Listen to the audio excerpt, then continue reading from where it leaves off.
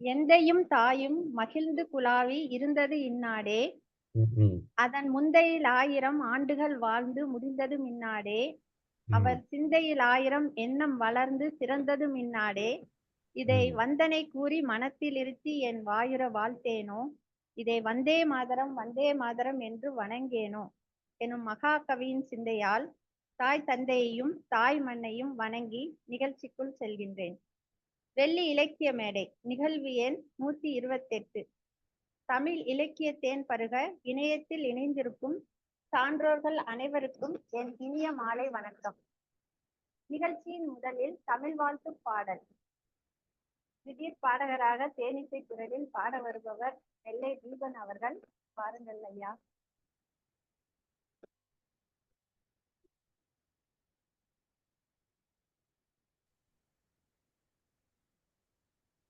அனைவருக்கும் வணக்கம். தமிழுக்கும் அமுதென்று பேர், அந்த தமிழ் இன்ப தமிழ் எங்கள் உயிருக்கு நேர், உயிருக்கு நேர். தமிழுக்கு நிலவென்று பேர், இன்ப தமிழ் எங்கள் சமூகத்தின் விளைவுக்கு நீர். தமிழுக்கு நிலவென்று பேர், இன்பத் தமிழெங்கள் சமூகத்தின் விளைவுக்கு நீர். தமிழுக்கு மனமென்று பேர், இன்பத் தமிழ் எங்கள் வாழ்வுக்கு நிருமித்த ஊர், நிருமித்த ஊர். தமிழுக்கு மதுவென்று பேர், இன்பத் தமிழ் எங்கள் உரிமை செம்பயிருக்கு வேர், பயிருக்கு வேர். தமிழுக்கும் அமுதென்று பேர், இன்பத் தமிழ் இன்ப தமிழ் எங்கள் உயிருக்கு நேர், உயிருக்கு நேர். தமிழ் எங்கள் இளமைக்கு பால், இன்பத் தமிழ் நல்ல புகழ் மிக்க புலவர்க்கு வேர். தமிழ் எங்கள் உயர்வுக்கு வான், இன்பத் தமிழ் எங்கள் அசதிக்கு சுடர் தந்த தேன். தமிழ் எங்கள் அறிவுக்கு தோல், இன்பத் தமிழ் எங்கள் கவிதைக்கு வைரத்தின் வாழ், வைரத்தின் வாழ். தமிழ் எங்கள் பிறவிக்கு தாய், இன்பத் தமிழ் எங்கள் வளமிக்க உளமுற்ற தீ. தமிழுக்கும் அமுதென்று பேர், அந்த தமிழ் இன்ப தமிழ் எங்கள் உயிருக்கு நேர், உயிருக்கு நேர். வணக்கம். மிக அருமை, சிறப்பான பாடலாக இருந்தது. அடுத்தது வரவேற்புரை. வெள்ளி இலக்கிய மேடை நிறுவனர் கேஜிஆர் ஐயா அவர்களை அருமை அருமை இன்று தமிழ் வாழ்த்து பாடல் பாடிய கவிஞர் நெல்லை தீபன் அவர்களையும், அவர் தொழில்நுட்ப ஏற்பாட்டாளராகவும் மற்றும் சிறப்பு ஆற்றவும் போகின்றார். அவரையும் இங்கு தலைமையுரை ஆற்ற வருகை தந்துள்ள திரு ஜி பாப்பையா அவர்களையும், வெள்ளி இலக்கிய மேடை வாழ்த்து பாடல் எழுதிய பூமாப்பா கபிலனையா அவர்களையும், கம்பராமாயணத்தின் நிறைவு பகுதி மிகுந்த ஆவலுடன் இந்த இணைய இனத்தில் கேட்க வந்துள்ள தமிழாய்ந்த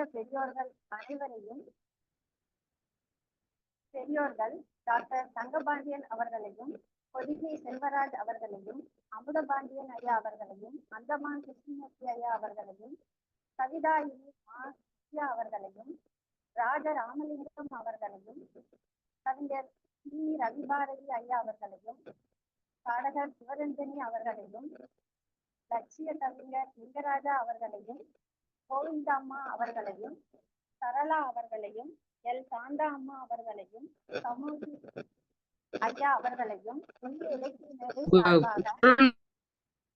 வெள்ளி இலக்கிய மேடை சார்பாக வருக வருக என்று அன்புடன் அழைக்கின்றோம். அடுத்து வெள்ளி இலக்கிய மேடை வாழ்த்து பாடல் எழுதியவர் பூமாப்பா கபிலன் ஐயா அவர்கள். பாடுபவர் ஹைதராபாத்திலிருந்து ரவிசங்கர் அவர்கள்.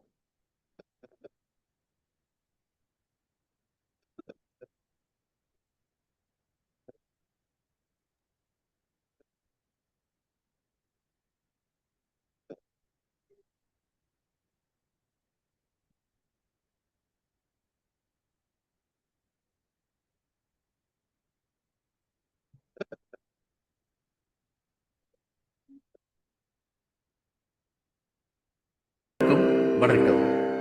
வெள்ளி இலக்கிய மேடை வாழ்த்து பாடல். இந்த பாடலை எழுதியவர் எங்கள் அன்பு திரு கு மாப்பா கபிலன் அவர்கள். இந்த பாடலை பாடிக்கொண்டிருப்பது ஹைதராபாத்திலிருந்து ரவிசங்கர். வெள்ளிக்கிழமை மாலையிலே ஒன்று கூடுவோம், வெள்ளிக்கிழமை மாலையிலே ஒன்று கூடுவோம், வெள்ளி இலக்கிய மேடையிலே நின்று பாடுவோம். வெள்ளிக்கிழமை மாலையிலே ஒன்று கூடுவோம், வெள்ளி இலக்கிய மேடையிலே நின்று பாடுவோம். நல்ல தமிழ் இலக்கியத்தை நாம் பாடுவோம், நல்ல தமிழ் இலக்கியத்தை நாம் பாடுவோம். துள்ளி ஓடும் புள்ளி மாநாளும் ஆடுவோம், நல்ல தமிழ் இலக்கியத்தை நாம் பாடுவோம். துள்ளி ஓடும் புள்ளி மாநாளும் ஆடுவோம். வெள்ளிக்கிழமை மாலையிலே ஒன்று கூடுவோம், வெள்ளி இலக்கிய மேடையிலே நின்று பாடுவோம். வள்ளுவனின் குறளமுதை விரும்பி சொல்லுவோம், தெள்ளு தமிழ் காப்பியத்தை திரும்பச் சொல்லுவோம். வள்ளுவனின் குறளமுதை விரும்பி சொல்லுவோம், தெள்ளு தமிழ் காப்பியத்தை திரும்பச் சொல்லுவோம். வெல்லும் தமிழை உலகின் காதில் கொண்டு செல்லுவோம், வெல்லும் தமிழை உலகின் காதில் கொண்டு செல்லுவோம். நல்ல தமிழ் வாடும் என உறக்க சொல்லுவோம், நல்ல தமிழ் வாடும் என உறக்க சொல்லுவோம். வெள்ளிக்கிழமை மாலையிலே ஒன்று கூடுவோம், வெள்ளி இலக்கிய மேடையிலே நின்று பாடுவோம். கம்பநாடன் சொல்லாடலை கேட்டு ரசிப்போம், கண்ணதாசன் பாடல்களின் தேனை சுவைப்போம். கம்பநாடன் சொல்லாடலை கேட்டு ரசிப்போம், கண்ணதாசன் பாடல்களின் தேனை சுவைப்போம். வெள்ளி மாலை தமிழ் அமுதை ஊடு கழிப்போம், வெள்ளி மாலை தமிழ் அமுதை ஊடு கழிப்போம்.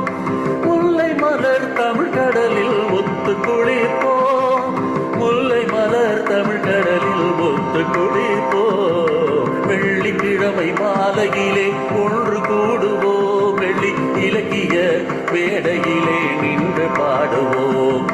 வெள்ளிக்கிழமை மாலையிலே ஒன்று கூடுவோம், வெள்ளி இலக்கிய மேடையிலே நின்று பாடுவோம்.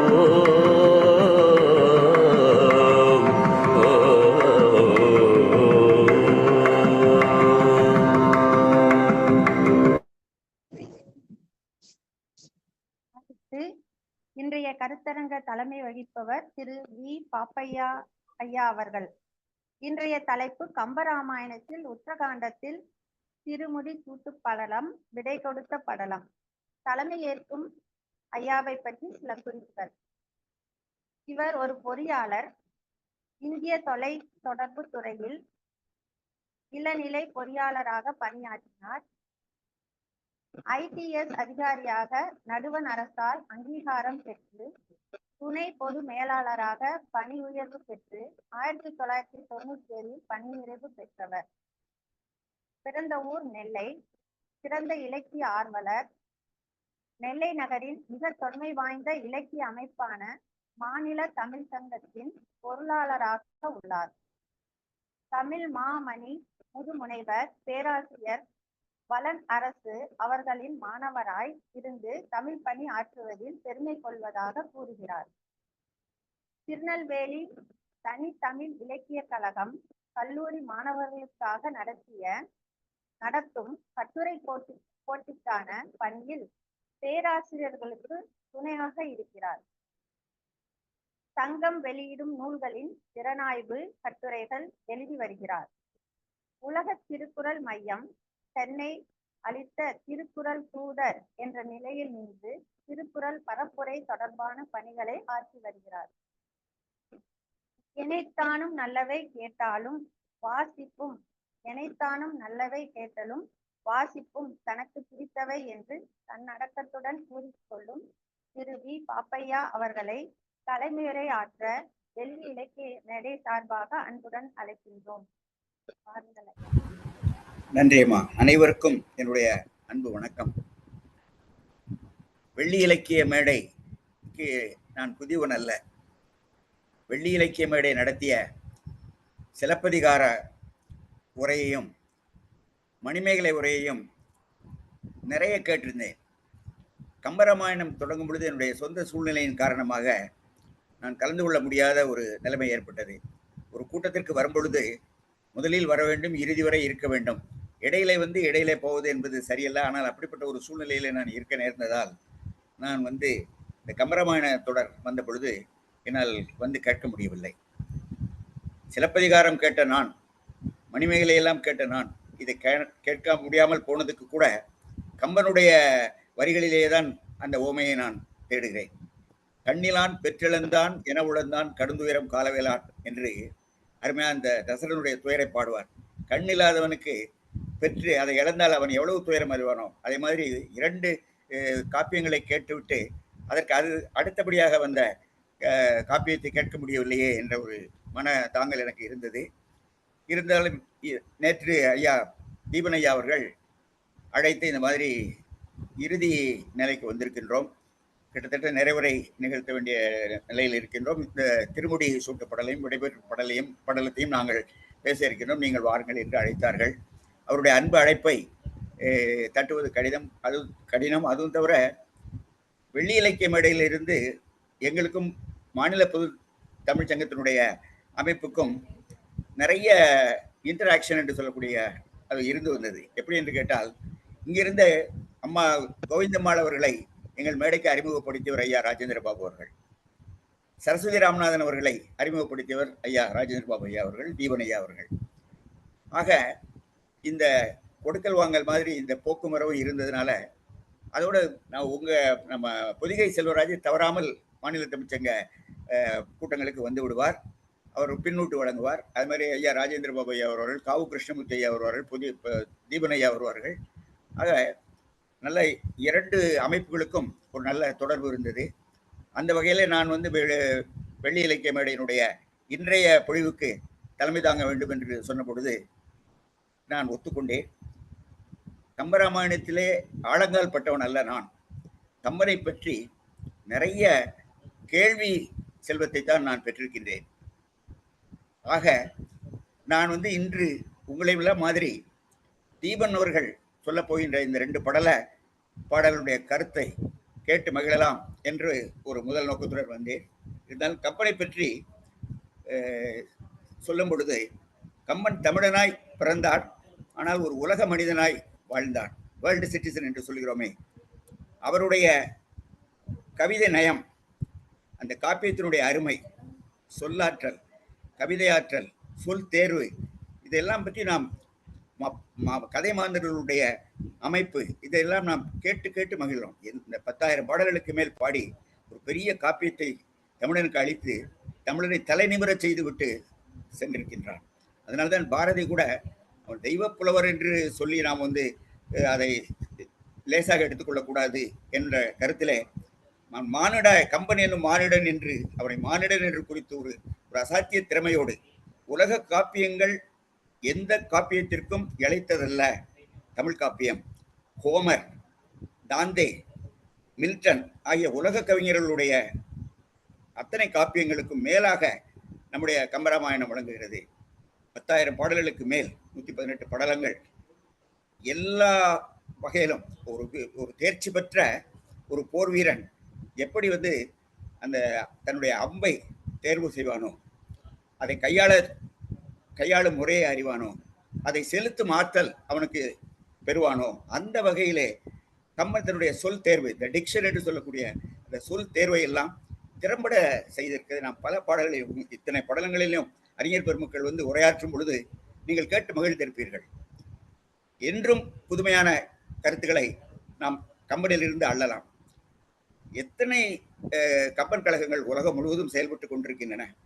இந்த காலத்திலும் 9ஆம் நூற்றாண்டில் பிறந்த கம்பரை நாம் இன்றும் பேசிக் கொண்டிருக்கிறோம் என்றால் அவனுடைய அந்த காப்பியத்தினுடைய வளமை, செழிப்பு, அவனுடைய அதை மூலக்கதையை எடுத்து அவன் எந்த அளவுக்கு அதை தமிழ் பண்பாட்டுக்கு ஏற்ப ஆக்கபூர்வமாக அதை செய்து ஆன்மீகத்தையும் இதையும் ஒப்பிட்டு பேசுகிறதை கேட்கும் பொழுது நமக்கு தெரிகிறது கம்பனுடைய காப்பியம் எவ்வளவு உயர்ந்த அறத்தை எல்லாம் நமக்கு சொல்லியிருக்கிறது.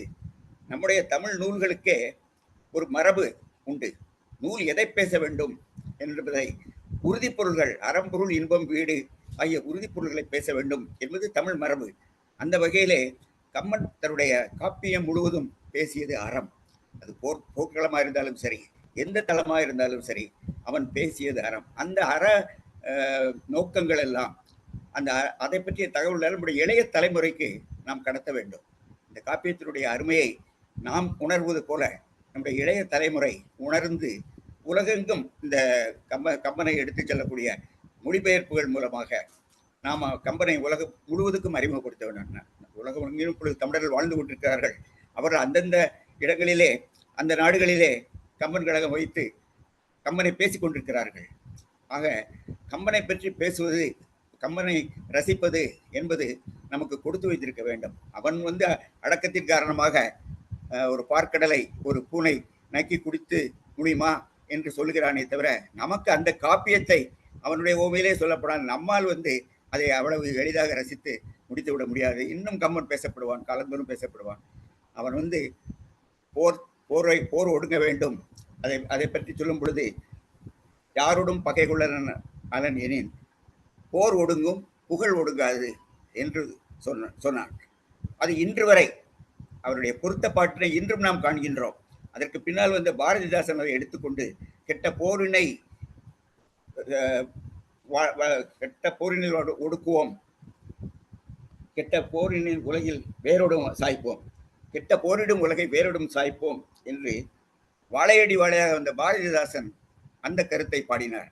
அவருக்கு பின்னால் வைரமுத்து உலகம் ஒரு நாள் நீதி பெறும், திருநாள் செய்தி வரும், திருநாள் வரும், நல்ல செய்தி வரும், திருநாள் வரும் என்ற ஒரு திரைப்பட பாடல் இசையிலே அவர் அமைத்திருக்கிறார். ஆக வழி வழியாக இந்த கம்பனுடைய கோட்பாடுகள் கடத்தப்படுகின்றன. இன்றும் நாம் போர் ஒடுங்க வேண்டும், உலகம் அழிவிலிருந்து காக்கப்பட வேண்டும் என்று நாம் விரும்பிக் கொண்டிருக்கிறோம். ஆக கம்பன் என்றும் அவனுடைய அந்த ரெலவன்ஸ் என்று சொல்கிறோமே, பொருத்தப்பாடு, அவனுடைய பாடலுடைய பொருத்தப்பாடு என்றும் இருக்கும். ஆக கம்பனை போற்றி மகிழும் வெள்ளி இலக்கிய மேடை ஒரு பெரிய பணியை தமிழுக்கு செய்திருக்கிறது. இது ஒரு உண்மையிலேயே அவர்கள் வரிசையாக காப்பியத்தையெல்லாம் எடுத்துக்கொண்டு கம்பராமாயணத்தையும் எடுத்து இன்று ஒரு கடைசி 2 படலங்களுக்கு நாம் வந்திருப்பது ஒரு நல்ல பயணம், ஒரு அருமையான தமிழ் படி. அதில் என்னால் முடிந்த அளவுக்கு இணைய முடிந்ததற்கு நான் நன்றி சொல்வேன். ஐயா தீபன் ஐயா அவர்கள் என்னை நினைத்து சொன்னது ஆண்டவனாக பார்த்து எனக்கு அளித்த ஒரு வரம். நான் அந்த மாதிரி எடுத்துக்கொண்டு இன்றைய கூட்டத்தில் உங்களோடு கலந்து ஐயாவுடைய திருமுடி படலத்தை பற்றியும் விடைபெறும் படலத்தை பற்றியும் ஐயா சொல்வதெல்லாம் கேட்க அவருடன் காத்திருக்கிறேன். அவருடைய உரைக்கு பின்னால் அவர் ஆற்றிய உரையினுடைய கருத்து வளத்தை பற்றி நாம் பேசுவோம். வாய்ப்புக்கு நன்றி சொல்லி விடைபெறுகிறேன். நன்றி, வணக்கம்.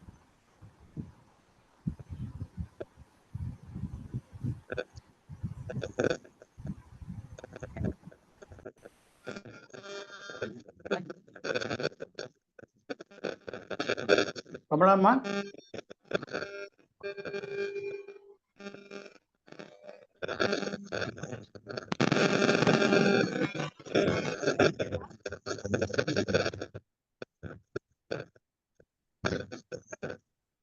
கமலாம்மா நீங்க பேசுறது கேட்கலையே.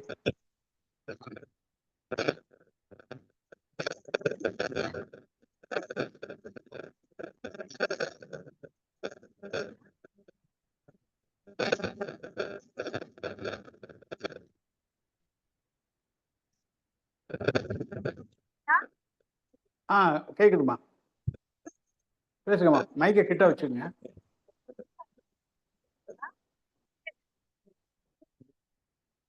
இல்ல, விட்டு விட்டு தான் கேக்குதுமா. வால்யூம் சரியில்லை.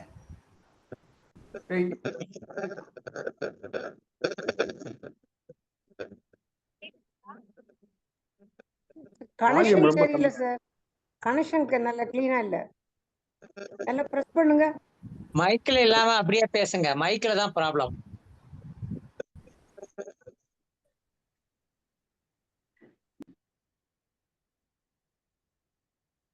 மிக அருமையான உரை ஐயா, மிக்க நன்றி.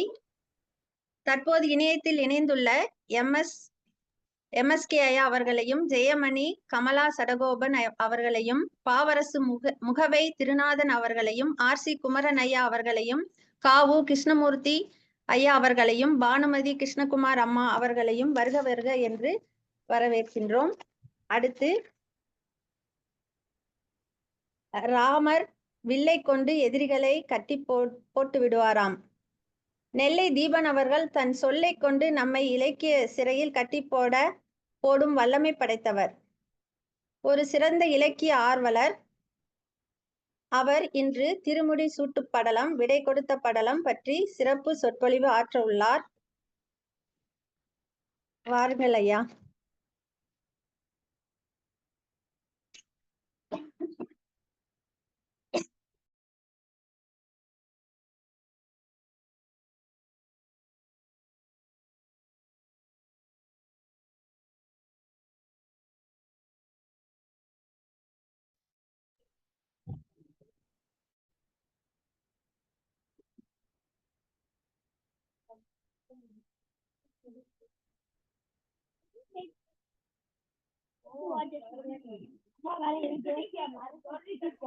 உச்சங்கம் கூட்டி முதுபுலவர் தமை கூட்டி அச்சங்கத்துள்ளே அளப்பரிய பொருள் கூட்டி சொற்சங்கமாக சுவை மிகுந்த கவி கூட்டி அற்புதங்களெல்லாம் அமைத்த பெருமாட்டி, வேண்டுகின்ற பொழுதெல்லாம் விளைகின்ற நெத்திலம், தோண்டுகின்ற பொழுதெல்லாம் சுரக்கின்ற செந்தமிழ் என்ற கவியரசர் வரிகளாலே தமிழ் அன்னையை போற்றி வணங்கி என்னுடைய உரையை துவக்குகிறேன்.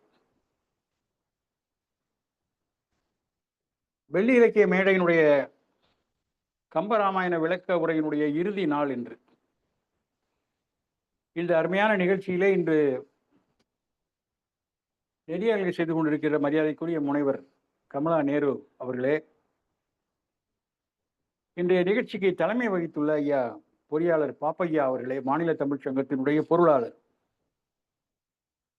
ஐயா அவர்களே, எங்களுடைய வெள்ளி இலக்கிய மேடையினுடைய நிறுவன தலைவர் ஐயா KG ராஜேந்திர பாபு அவர்களே, மற்றும் இங்கே குழுமி இருக்கிற சான்றோர்களே. சான்றோர்கள் என்று நான் சொல்வது மிகவும் எளிதான ஒரு வார்த்தை. இவர்கள்தான் இந்த தேரை இழுத்து கொண்டு வந்தார்கள். ஐயா ராஜேந்திர பாபு அவர்கள் வெளிநாட்டுக்கு சென்ற போது அந்த பொறுப்பை என்னிடம் ஒப்படைத்தார். எப்படி நாம் இதை நடத்துவது என்று ஒரு பிரமிப்பாக இருந்தது. ஆனால் நாங்கள் இருக்கிறோம், நீங்கள் நடத்துங்கள், தொடர்ந்து நடத்துங்கள் என்று சொல்லி எனக்கு ஊக்கம் கொடுத்தவர்கள் இங்கே இருக்கிற அத்தனை பேரும். வள்ளுவர் கூறுவதை போல செவி உணவின் கேள்வி உடையார் அவி உணவின் ஆண்டோரோடு ஒப்பர் நிலத்து என்று சொல்லுவார்.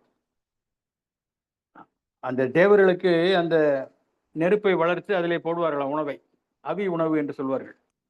அது தீயிலே சுத்தப்படுத்தப்பட்டு அது தேவர்களை சென்று அடையுமாம். அதை போல பல நல்ல செய்திகளை கேட்டு அந்த செய்திகளை அலசி ஆராய்ந்து அதனுடைய பயன்களை செவி வழியாக அறிவு பசியை தணிக்கக்கூடிய ஆண்டோர்கள் இங்கே அமர்ந்திருக்கிற சான்றோர்கள், அவர்கள் அத்தனை பேரையும் வணங்கி மகிழ்கிறேன். இன்றைய இறுதி உரையிலே சங்க காலம் தொடங்கி 12ஆம் நூற்றாண்டு வரை சமய பிரச்சாரத்தை அதிகமாக செய்யாமல் மனித இனத்துக்கு தேவையான இன்றியமையாத நீதிகளையும் வாழ வேண்டிய முறைமைகளையும் கூறுவதையே தலையாக நோக்கமாக்க கொண்டிருந்த காப்பியங்கள் 2. ஒன்று சிலப்பதிகாரம், இன்னொன்று கம்பராமாயணம். அந்த வகையிலே தமிழினுடைய அழகை மகிழ்ந்து மகிழ்ந்து நாம் ரசிக்கலாம். சிலப்பதிகாரம் 1, இன்னொன்று ராமகாதை. கம்பன் இட்ட பெயர் ராமகாதை என்பது. இப்பொழுது முடியை சூடுவதற்காக ராமன் ஊர்வலமாக வந்து கொண்டிருக்கிறான். ராமன் ஊர்வலமாக வருகிறான். எப்படி வருகிறான் என்றால், வீடன குறிசில். யார்? வீடன. அங்கிருந்து வந்துட்டான், எல்லாருமே இவங்க கூட வந்துட்டாங்க இல்லையா? வீடன குறிசில் மற்ற செங்கதிர் சிறுவன், வெங்கதிர் சிறுவன். அது யாருன்னா சுக்ரீவன், சூரியனுடைய மகன். இவங்க எல்லாம் வராங்க. எதுல வராங்க? வெற்றி கோடு அணை குன்றம் ஏறி, குன்றம்னா யானை, யானை மேல ஏறி உட்கார்ந்து அப்படியே வந்துட்டு இருக்கிறாங்க. எந்த இடத்துல வராங்க அப்படின்னா, கொண்டல் தேர் மருங்கு செல்ல, நடுவுல ராமன் வந்துட்டு இருக்கிறான். அந்த தேருக்கு இந்த பக்கமும் அந்த பக்கமும் யானையில வந்துட்டு இருக்கிறாங்க. சரி, அங்கதன் எங்க இருக்கிறான்? தோடு அணை மௌலி செங்கன் வாலி சேய், வாலியினுடைய மகனான அங்கதன், அவனுடைய அந்த தலையில் சுட்டி இருக்கிற மகுடம் வந்து பூக்களால் அலங்கரிக்கப்பட்டிருக்கிறது. அவன் தூசி செல்ல, தூசின்னா இந்த படைகளுக்கு முன்னால போவாங்க, தூசி தூசி செல்ல சேடனை பொருவும் வீர மாருதி, ஆதிசேடனுக்கு நிகரான வலிமை உள்ள அனுமன் பின்பு சென்றான். கடைசியா வரான். வலிமை மிக்கவன், பல சாதனைகளை செய்தவன், அடக்கமாக இருக்கிறான். பின்னால வரான். அடுத்தது சீதை எப்படி வரா? சீதை எப்படி வருகிறாள் என்று சொல்கிற போது கம்பன் சொல்கிறான், வானர மகளிரெல்லாம் வானவர் மகளிராய் வந்து. அவதார படலத்துல சொல்வார், அந்த வானவர்கள் எல்லாம் வானரங்களாக அவதாரம் எடுங்கள்னு சொல்வார். இப்ப எல்லா வேலையும் முடிஞ்சது இல்லையா, அதை ரிவர்ஸ் பண்றாரு. அப்படியே தயரதன் இறந்து கிடக்கிறான். அவனை சுற்றி 60,000 உரிமை மகளிர் மனைவியர் எல்லாம் உட்கார்ந்து இருக்கிறார்கள். வசிட்டர் அவருடைய பிள்ளைகள் வருவதற்கு 1 வார காலம் ஆகிவிடும் என்று சொல்லி அந்த உடலை தைல கடலிலே இட்டு பாதுகாத்து வையுங்கள் என்று ஆணையிடுகிறார். அப்பொழுது கம்பன் சொல்லுவான், தையல் கடலில் கிடந்தானை தைல கடலில் இட்டார் என்று சொல்லுவான். அதை போல கம்பன் வானர மகளிர் எல்லாம் வானவர் மகளிராய் வந்து என்கிறான். ஊனமில் பிடியும், அதாவது பெண் யானை, ஒன்றார் புறவியும் குதிரைகள் பிறவும் ஊர்ந்து, இவளெல்லாம் வருது. வர்றப்போ மீன் இனம் மதியை சூழ்ந்த தன்மையின் விரிந்து சுற்ற, இந்த நிலவை சுற்றி நட்சத்திர கூட்டங்கள் இருப்பதை போல அந்த மகளிர் எல்லாம் சீதையை சுற்றி வராங்களாம். அவ எப்படி வரான்னா, பூ நிற விமானம் தன்மேல் மிதிலை நாட்டு அன்னம் சென்றாள். மிதிலை நாட்டு அன்னம் சீதை அதுல வரா. இப்போ தேவர்கள் முனிவர்கள் எல்லோரும் மகிழ்ச்சி அடைந்து பூமாரி பொழிகிறார்கள் மேலே இருந்து. அப்படி பூமாரி பொழிகிற போது கீழே பார்த்தா ஒரு இடைவெளி கூட இல்லையா, எங்கு பார்த்தாலும் பூவால நிரம்பி இருக்குது. அப்ப கம்ப சொல்றான், அப்போ பூ உலகம்னு இந்த பூமியை சொன்னது சரிதானே அப்படிங்கிறான். பூவால நிறைச்சிட்டு ஒரு கேப் கூட இல்லை. அப்ப பூ உலகம்னு நான் சொன்னது சரிதானே? இந்த உலகத்தை பூ உலகம் என்ற பெயர் பொருத்தமான இருக்கிறது அல்லவா அப்படிங்கிறான். சரி, 14 வருடம் கழித்து ராமன் வருகிறான். அந்த 14 வருடமும் மகிழ்ச்சி இல்லாமல் இருந்தன அந்த அயோத்தியில் உள்ள யானைகள் எல்லாம்.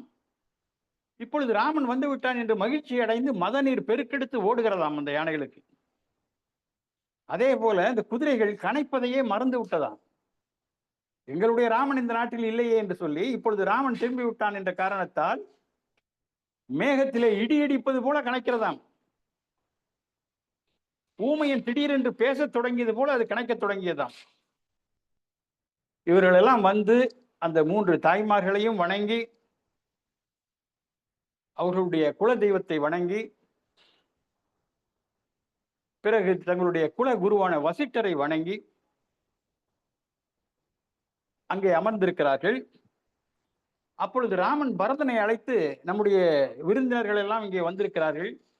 யார் விருந்தினர்கள் எல்லாம்? வீடனன், சுக்ரீவன், அங்கதன், சாம்பவன், குகன், அத்தனை பேருக்கும் இங்கு உள்ள அரண்மனைகளை எல்லாம் சுற்றி காட்டு, அங்கு உள்ள சிறப்புகளை எல்லாம் எடுத்து சொல்லு என்று சொல்லி பணிக்கிறார். அந்த சூழ்நிலையிலே சுக்ரீவன் பரதனிடம் கேட்கிறான், முடிசூடுவதற்கு ஏன் இத்தனை தாமதமாகிறது என்று கேட்கிறான். அதற்கு பரதன் சொல்கிறான், 7 கடலும் மற்றும் புனித நதிகளில் உள்ள நீரெல்லாம் தேவைப்படுகிறது, அவற்றை எடுத்து வர கொஞ்சம் காலதாமதமாகிறது என்று பரதன் சொல்கிறான். அப்பொழுது அனுமனை ஒரு பார்வை பார்க்கிறான் சுக்ரீவன். பார்த்ததுதான் தாமதம். அனுமன் தன்னுடைய பயணத்தை தொடங்கிவிட்டான் என்று சொல்வதற்கு பதிலாக பறக்க தொடங்கிவிட்டான். இந்த 7 கடல் என்பது,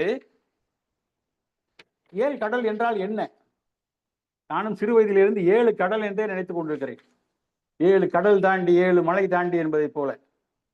ஆனால் உரையாசிரியர்கள் சொல்கிறார்கள், கம்பராமாயணத்தில் உள்ள சரியான அந்த வரி என்னவென்று கேட்டால், 7 கடல் அதனில் தோயம். தோயம் என்பது புனித நீர். 7 கடல் அதனில் தோயம், 2 நதி பிறவில் தோயம். புனித நீர்களை எல்லாம் கொண்டு வர வேண்டும் என்று பரதன் சொல்லுவதாக கம்பராமாயணத்தில் குறிப்பிடப்படுகிறது. அந்த 7 கடல் என்றால் உரையாசிரியர்கள் எழுதுகிறார்கள், நன்னீர், உவர் நீர், தேன், கரும்பு, பால், தயிர், நெய், இவைகளைத்தான் 7 கடல் என்று சொல்கிறார்கள். நான் 7 கடல் என்று நினைத்துக் கொண்டிருந்தேன். புனித நதிகள் என்று சொல்கிற போது கங்கை, யமுனை, சரஸ்வதி, சரையு, நர்மதை, கோதாவரி, காவிரி, பாலாறு, குமரி, இவை அத்தனைகளிலிருந்தும் நீரை கொண்டு வர வேண்டும். இவன் அதை கொண்டு வருவதற்காக அனுமன் சென்று விட்டான். இப்பொழுது பரதன் சுமந்திரனை அழைத்து, அந்த மந்திரியை அழைத்து, நீ சென்று வசிட்டரை அழைத்து வா, மற்றும் இந்த சோதிடம் பார்ப்பார்கள் அல்லவா, அவர்களையெல்லாம் அழைத்து கொண்டு வா என்று சொல்கிறான். அதன்படி வசிட்டரும் மற்ற அந்த சோதிடம் பார்ப்பவர்கள் எல்லோரும் வந்து நாளையே அவனுக்கு காப்பு கட்டி முடிசூட்டுவதற்கு தகுந்த நாள் என்று சொல்கிறார்கள். சரி, இந்த செய்தியை மேல் உலகம், கீழ் உலகம், நடு உலகம் எல்லா இடங்களிலும் சென்று சொல்லிவிட்டு வாருங்கள் என்று சொல்லி தூதுவர்களை அனுப்புகிறார்கள். அந்த தூதுவர்கள் சென்று இந்த செய்தியை சொல்கிறார்கள். இப்பொழுது முடிசூட்டப்பட போகிறது நாளை என்று ராமனிடம் சொல்ல வேண்டும் அல்லவா? அதற்காக இவர்கள் அத்தனை பேரும் அங்கே ராமனிடம் சொல்கிறார்கள். வீடனன், பரதன், சுக்ரீவன், அங்கதன் அத்தனை பேரும் சென்று வசிட்டர் எல்லாம் நேர காலப்பட்டு விட்டார், நாளையே நாம் உனக்கு முடிசூட்ட வேண்டியிருக்கிறது என்று சொல்கிறார். அப்படி சொல்கிற போது, நாளை நீ மவுடி சூட நன்மை சால் பெருமை நல்நாள் காலை, காலை என்ற காளை, காளை காளை காளை போல் இருப்பவன், நீ அதனுக்கு கடமை மீது ஏற்றுக, நீ அதற்கு உண்டான கடமைகளை எல்லாம் செய்ய தொடங்கு, அதற்கு என்ன யாகங்கள் செய்ய வேண்டுமோ, பூஜைகள் செய்ய வேண்டுமோ அதையெல்லாம் தொடங்கு என்று ராமனிடம் சொல்கிறார்கள்.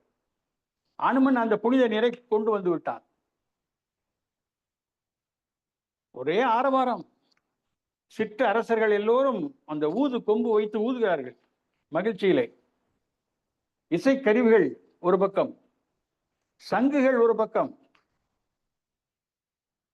மங்கள கீதம் பாட, மறையொலி முழங்க, சங்குகள் ஊத, தோல் வாத்தியங்கள் ஒலிக்க, பூ மழை பொழிய, தேவர்கள் மலர்கள் தூவ அபிஷேகம் செய்தார்கள். முதலிலே ராமனுக்கு அபிஷேகங்கள் எல்லாம் முடிகிறது. வசிட்டர் முன்னின்று அத்தனை சடங்குகளையும் செய்து முடிக்கிறார். அதற்கான அத்தனை ஏற்பாடுகளையும் மந்திரியான சுமந்திரன் செய்கிறார். இப்பொழுது முடி சூடப் போகிறார்கள். அரியணை அனுமன் தாங்க, அங்கதன் உடைவாள் ஏந்த, பரதன் வெண்குடை கவிக்க, இருவரும் கவரி பற்ற, விரை செறி குழலி ஓங்க, வெண்ணையூர் சடையன் தங்கள் மரபுலோர் கொடுக்க வாங்கி, வசிட்டனே புனைந்தான் மௌலி என்ற ஒரு புகழ்பெற்ற பாடல். அரியணை அனுமன் தாங்க, எதற்காக அனுமனுக்கு இவ்வளவு முக்கியத்துவம் கொடுத்தார் என்பதை நான் கடைசியிலே சொல்கிறேன். அரியணை அனுமன் தாங்க, அங்கதன் உடைவாள் ஏந்த. உடைவாளுக்கு ஏன் அங்கதன்? ராமன் வாலியை கொன்ற போது பல வாக்குவாதங்கள் நடக்கின்றன வாலிக்கும் ராமனுக்கும் இடையே. கடைசியாக ராமன்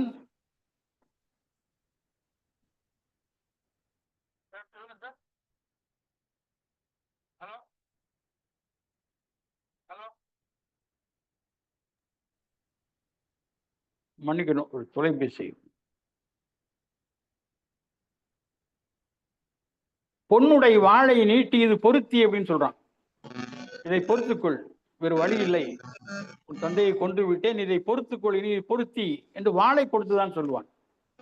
அதனாலே அங்கதன் உடைவாள் ஏந்த, பரதன் வெண்குடை கவிக்க, இருவரும் கவரிப்பட்ட, யாரு? இலக்குவனும் சத்ருகனும் கவரிப்பட்ட, விரை செறி குழலி ஓங்க, இது யார்? சீதை.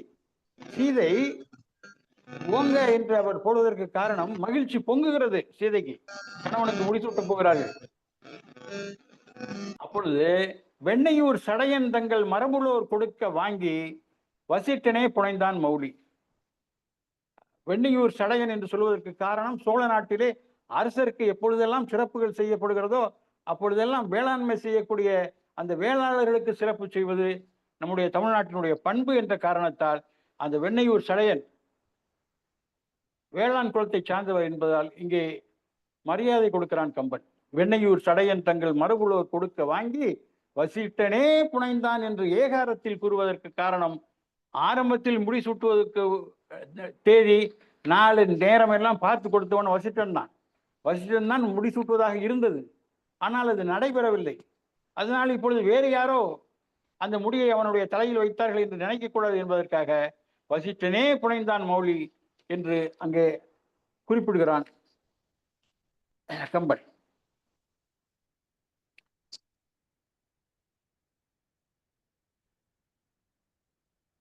பரதனுக்கு இளவரசு பட்டம் முடிசூட்டப்படுகிறது. இப்பொழுது அந்த படலம் முடிந்து விட்டது. அத்தனை பேரும் ராமனை போற்றுகிறார்கள். சிற்றரசர்கள் எல்லாம் வரிசையாக வந்து அவனுடைய காலிலே விழுந்து வணங்குகிறார்கள்.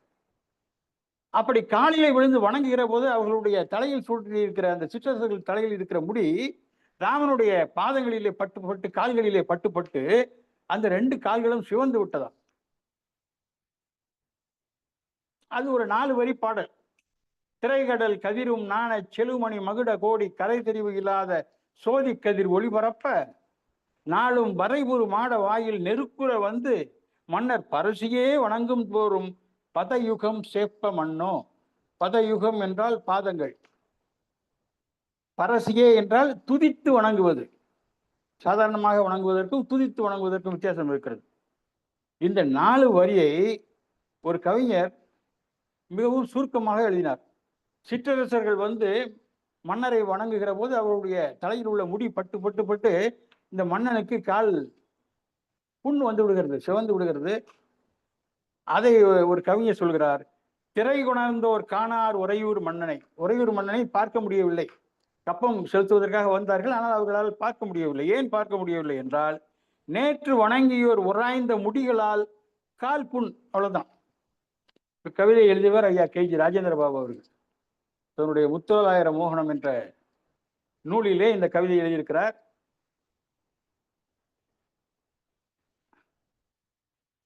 இந்த முத்தொள்ளாயிர மோகனத்திலே இது குறித்த பாட்டு நின்றி மின் மண்ணீர். கொஞ்சம் பொறுங்க, நிறைய கூட்டமா இருக்குது. அங்க வந்து சொல்றாங்க, அவங்க எல்லாரும் பார்க்க முடியாது மன்னனை. நெருநல் திரை உணர்ந்து முன் தந்த மன்னர் முடி தாக்க. அவருடைய நேற்று கொண்டு வந்தாங்க இல்லையா, அந்த திரை செலுத்தும் போது வணங்கினாங்க. அவங்களுடைய முடிகள் எல்லாம் வந்து எங்க மன்னருடைய கால்களை தாக்கி விட்டது, புண்ணாகி விட்டது. இன்றும் திருந்தடி புண்ணாகி செவ்வி இளனே. இன்னைக்கு நல்லா இல்லை, அவனுக்கு இன்னும் வலிக்குது அந்த புண்ணு, ஆறல. செவ்வி இளனே நல்லா இல்லை. அவன் பெருந்தன் உறந்தையார் கோ என்பது அந்த பாடல்.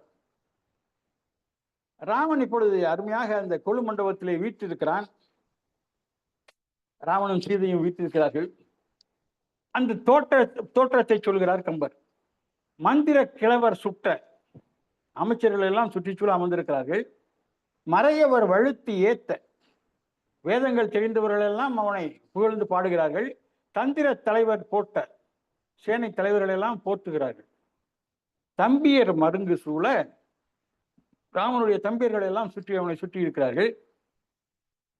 சிந்தூர பவள செவ்வாய் தெரிவையர் பல்லாண்டு கூற பெண்கள் எல்லாம் பல்லாண்டு பாடுகிறார்கள். கடைசியாக சொல்கிறான், இந்திரருக்கு உவமை ஏய்ப்ப. பொதுவாக உவமை சொல்லக்கூடிய அந்த பொருள் இதை விட உயர்ந்ததாக இருக்க வேண்டும் என்பது மரபு. ஆனால் கம்பன் சொல்கிறான், ராமனை போல இந்திரன் அமர்ந்திருந்தானா. தேவர் என்ற முறையிலே இந்திரன் போல ராமன் அமர்ந்திருந்தான் என்றுதான் சொல்ல வேண்டும். ஆனால் இந்திரருக்கு உவமை ஏய்ப்ப எம்பிரான் இருந்த காலை. அப்படி எம்பிரான் ராமன் அங்கே அமர்ந்திருந்த நேரத்திலே சுக்ரீவன், வீடனன் இவர்கள் எல்லோரும் வருகிறார்கள், வந்து வணங்குகிறார்கள் ராமனை. குகனை பற்றி சொல்கிற போது கம்பர் சொல்கிறார், வெற்றி வெண் சேனையோடும் வெறி பொறி புலியின் வெவ்வால். இதெல்லாம் இந்த குக படலத்துல குகனை பற்றி உள்ள தோற்றத்தை சொல்ற போது கம்பன் என்ன சொன்னாரோ அதையெல்லாம் இங்க பயன்படுத்தியிருப்பார். அதே வார்த்தைகள் எல்லாம் பயன்படுத்தியிருப்பார். எற்று நீர் கங்கை நாவாய்க்கு இறை குகன். அந்த கங்கையை நதியினுடைய 2 புறத்திலும் உள்ள அந்த சிருங்கிபீரம் என்ற இடத்திற்கு மன்னன் குகன் என்பவன் அவன் தொழுது சூழ்ந்தான், ராமனை வணங்குகிறான். அப்பொழுது ராமன் சொல்கிறான், எல்லோரும் இங்கே தங்கி இருங்கள், உடனடியாக செல்ல வேண்டாம், அத்தனை பேரும் இங்கே தங்கி இருங்கள் என்று சொல்கிறான். தங்கிவிட்டார்கள். அதிலிருந்து ஒரு 2 மாதங்கள் அங்கே தங்கி இருக்கிறார்கள். அதற்கு பிறகு ராமன் இந்த வேதியர்களுக்கு எல்லாம் தானம் கொடுக்கிறான். இப்பொழுது அவர்கள் எல்லாம் போக வேண்டிய நேரம் வந்துவிட்டது. அவர்களுக்கெல்லாம் பரிசு கொடுக்க வேண்டும். எல்லோரும் அனுமனிலிருந்து அத்தனை பேரும் கிளம்புகிறார்கள். அவர்களுக்கெல்லாம் பரிசு கொடுக்க வேண்டும். சுக்ரீவன் வருகிறான். அவனுக்கு யானைகள், தேர்கள், குதிரைகள், பட்டு ஆடைகள் எல்லாம் பரிசாக தருகிறான் ராமன். அங்கதன் வருகிறான். அங்கதனுக்கு தோளிலே அணியக்கூடிய ஒரு அணி, அதற்கு பெயர் அங்கதம் என்ற பெயராம். அங்கதம் என்ற அந்த தோல் அணியை பரிசாக வழங்குகிறான். இன்றிலிருந்து உன்னுடைய பெயர் அங்கதன் என்பதற்கு ஒரு காரண பெயர் வந்துவிட்டது, அதற்காக நான் உனக்கு தோல் அணி தருகிறேன் என்று ஒரு தோல் அணியை கொடுக்கிறான். அதற்கு பெயர் அங்கதம். அது மாத்திரமல்ல, அங்கதனுக்கு முத்து மாலை, பட்டாடைகள், குதிரைகள், யானை கூட்டங்களை எல்லாம் பரிசாக தருகிறான். அடுத்ததாக அனுமன் வருகிறான். மாருதி தன்னை ஐயன் மகிழ்ந்து இனிது அருளின் நோக்கி, அவன் அப்படியே அருள் பார்வையோட ராமன் பார்க்கிறான். ஆர் உதவிடுவதற்கு ஒத்தார் நீ அழார், உன்னை தவிர யாரு உதவி பண்ணியிருப்பாங்க எங்களுக்கு? உன்னுடைய உதவி இல்லை என்றால் இந்த போரில் நாங்கள் வெற்றி பெற்றிருக்க முடியுமா? அன்று செய்த பேர் உதவிக்கு யான் செயல் பிரிது இல்லை. நீ செய்த அந்த பேர் உதவிக்கு ஈடு செய்யவே முடியாது. பைம்பூன் போர் உதவிய தின் தோளாய் பொருந்துர புல்லுக, அப்படியே வந்து என்னை கெட்டி பிடிச்சுக்கான்னு சொல்றோம். இது அனுமனுக்கு ராமன் கொடுத்த பரிசு. அது என்ன பேர் உதவி? என்ன பேர் உதவி செய்தான் அனுமன்? சிந்தித்து பார்த்தால், சீதை அசோகவனத்திலே தற்கொலைக்கு முயன்றாள் அல்லவா, அவளை தடுத்து நிறுத்தியது அனுமன். போரிலே நாகபாசத்திலே அத்தனை பேரும் கட்டுண்டு கீழே விழுந்து கிடந்த போது மருத்துவமனையை தூக்கி கொண்டு வந்து அவர்களை எல்லாம் காப்பாற்றியது அனுமன். பிரம்மாத்திரத்தாலே தாக்கப்பட்டு அத்தனை பேரும் கீழே விழுந்து கிடந்த போது 2வது முறையும் மருத்துவமனையை கொண்டு வந்து அத்தனை பேரையும் உயிர்ப்பித்தவன் அனுமன். கடைசியாக இங்கே பரதன் தீக்குளிக்க இருந்தபோது, ஐயன் வந்தனன், உங்க அண்ணன் வந்துட்டான், தீ குளிக்காத, கண்டேன் சீதையை என்று சொன்னது போல ஐயன் வந்தனன் என்று சொல்லிக்கொண்டே வந்து பரதன் உயிரையும் காப்பாற்றினான். முக்கியமான 4 உயிர்களை காப்பாற்றி இருக்கிறான். ஐயன் வந்தனன் என்று சொல்லிவிட்டு பரதன் மூட்டிய தீயை அணைத்து விட்டானாம் கையாலேயே. அதை கம்பன் சொல்கிற போது கையினால் எரியை கரியாக்கினான். அங்கே மாணிக்க வாசகர் நரியை பரியாக்கிய கதையை சொல்வார். இங்க எரியை கரியாக்கினான். எரியை ஒரு அடி அடிக்கிறான், தீ அணைஞ்சிருச்சு, கரியாயிருச்சு. இது மாத்திரமல்ல, கணக்கில் வராத நிறைய செய்திகள். இலங்கையிலே பஞ்ச சேனாதிபதிகளோடு போரிட்டு அவர்களை அழித்தது, அக்ககுமாரனோடு நடந்த போர் அவனை அழித்தது, இலங்கைக்கு தீ வைத்தது, ராவணனுடைய மனதிலே ஒரு அச்சத்தை ஏற்படுத்தியவன் இந்த அனுமன். இதையும் ஏன் கம்பர் எழுதுகிறார் என்று சொன்னால், வந்து என்னை புல்லுக, என்னை கட்டி பிடிச்சுக்கோ அப்படின்னு ஏன் சொன்னார்னா, தழுவப்பட்டவனை விட தழுவுவன் உயர்ந்தவன். ராமன் நினைத்திருந்தால் ராமனே சென்று தழுவி இருக்க முடியும் அனுமனை.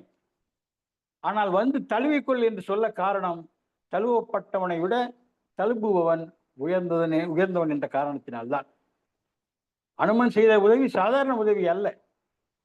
காலத்தினால் செய்த நன்றி சிறிதெனினும் ஞானத்தின் மானப்பெரிது. ஆனால் இத்தனையும் ராமன் சொன்ன பிறகும் அனுமன் என்ன செய்கிறான்? நாணி நிற்கிறான். வெக்கப்பட்டு வாய் பொத்தி ஒரு ஓரமா போய் நின்றுட்டான். ராமன் அது மாத்திரமல்ல, வேறு சில பரிசுகளையும் அவனுக்கு கொடுக்கிறான். வைர ஆபரணங்கள் கொடுக்கிறான், முத்தாரங்கள் கொடுக்கிறான், பட்டாடைகள் கொடுக்கிறான், யானைகள் கொடுக்கிறான், குதிரைகள் கொடுக்கிறான். சீதையும் முத்து மாலை ஒன்றை பரிசாக அளிக்கிறார். நல்ல பரு முத்து என்று சொல்கிறார்கள். அதிலே செய்யப்பட்ட மாலையை அளிக்கிறார்கள்.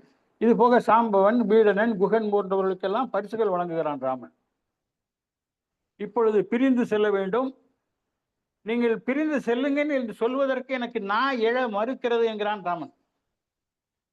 அதை பற்றி என்னால் நினைக்க கூட முடியவில்லை என்கிறான். நினைவதற்கு அரிது நும்மை பிரிக என்று. போயிட்டு வாங்கன்னு சொல்றதுக்கு எனக்கு மனசு கஷ்டமா இருக்கு. நீவிர் வைப்பும் எனது. வைப்பும் அப்படின்னா உங்களுடைய நாடு எனது. ஏன்னா உலகம் புறம் ஆண்டவர்கள் இல்லையா, தயரதனும் சரி ராமனும் சரி, அது எனது. அது காப்பதற்கு இன்று என் ஏவலின் ஏகும். அந்த நாட்டு மக்கள் என்னுடைய மக்கள், அவர்களை காப்பாற்ற வேண்டுமானால் நீங்கள் அங்கிருந்து அவர்களை காப்பாற்ற வேண்டும், அதனால் நீங்கள் சொல்லுங்கள் என்று சொல்கிறேன். இப்பொழுது மேல் உலகம் கீழ் உலகம் 7 7 14 உலகங்களில் உள்ளவர்களும் எம்பெருமான் எம்பெருமான் என்று ராமனை ஏற்றி புணங்கி துதித்து அவர்களெல்லாம் தொண்டு செய்ய தம்பிகளோடு ராமனும் தர்மத்தோடு இந்த உலகத்தை காத்து நின்றான். எந்த ராமன்? அந்த பார்க்கடலிலே அந்த துயிலில் எழுந்து அயோத்திக்கு வந்த வள்ளல் இத்தனையும் செய்து முடித்தான். உம்பரோடு இம்பர்காரும் உலகம் ஓர் 7 7 எம்பெருமான் என்று ஏத்தி இறைஞ்சி நின்று ஏவல் செய்ய தம்பியரோடும் தானும் தர்மமும் தரணி காத்தான். அம்பரத்து அனந்தர் நீங்கி அயோத்தியில் வந்த வள்ளல் என்ற இந்த பாடல்தான் கம்பராமாயணத்தினுடைய கடைசி பாடல் என்று சொல்லி வாய்ப்புக்கு நன்றி கூறி விடைபெறுகிறேன். நன்றி, வணக்கம்.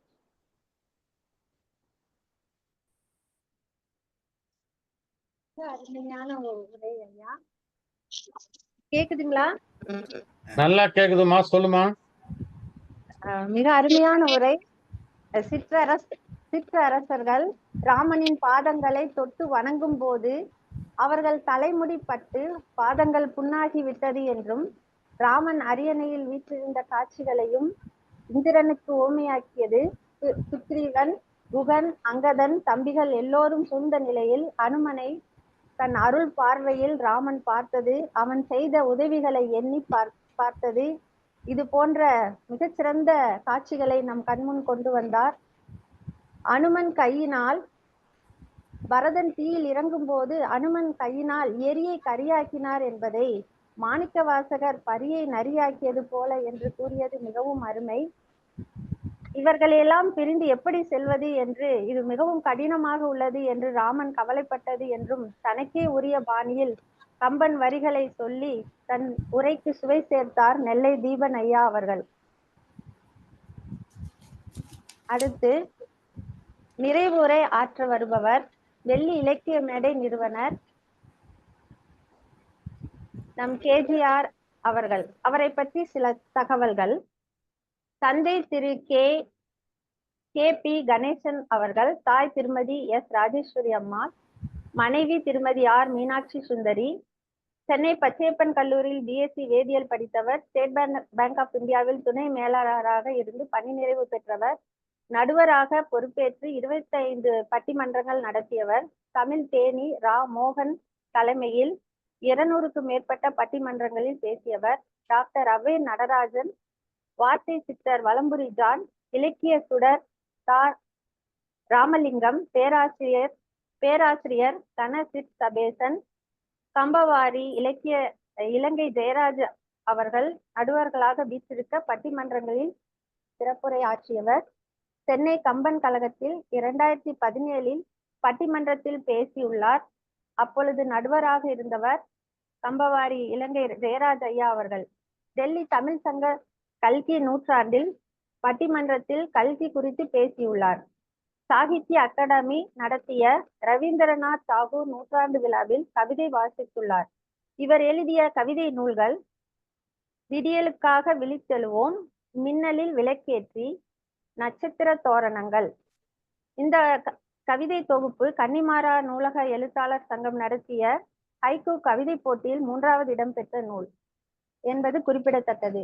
வெண்பா வெண்ணிலாக்கள், ஒளி தூறல்கள், அலைவீசும் நிலா வெளிச்சங்கள் போன்ற கவிதை தொகுப்புகளை எழுதியுள்ளார். இவர் எழுதிய சிறுகதை நூல் குரலும் மனசு என்பது. இவர் எழுதிய கட்டுரை நூல்கள் முயற்சியுடையார் வளர்ச்சி அடைவார், காலந்தோறும் கண்ணதாசன். இவர் படைப்புகள் வெளிவந்த ஏடுகள் தினமலர், மாலைமுரசு, ராணி, தாய், முத்தாரம், முல்லைச்சரம், ஆனந்த விகடன், காவி பத்திரிகையில் ஒரு பக்க கதைகள். தொலைக்காட்சி நிகழ்ச்சிகள். பொதிகை, சன், ராஜ், விஜய், தமிழன், மின் தொலைக்காட்சிகளில் பட்டிமன்ற பேச்சாளர் இவர். பெற்ற விருதுகள்: கண்ணதாசன் விஸ்வநாதன் அறக்கட்டையில் கட்டளையில் சான்றோர்கள் கவியரசர் விருந்தாளர் பட்டமும் பொற்கிளியும் பெற்றார். சென்னை கம்பன் கழகத்தார் வழங்கிய 2022 ஆண்டுக்கான காகு கோதண்டராமன் நினைவு பரிசு பெற்றார். அமிழ்த தமிழ் ஆய்வரங்கத்தார் வழங்கிய 2022 ஆண்டு சிலம்பொலி செல்லப்பனார் விருது பெற்றுள்ளார். சங்கரதாஸ் சுவாமிகள் நினைவு மன்றத்தார் வழங்கிய 2022 ஆண்டு தமிழ் செல்வம் என்ற பட்டத்தையும் பெற்றுள்ளார்.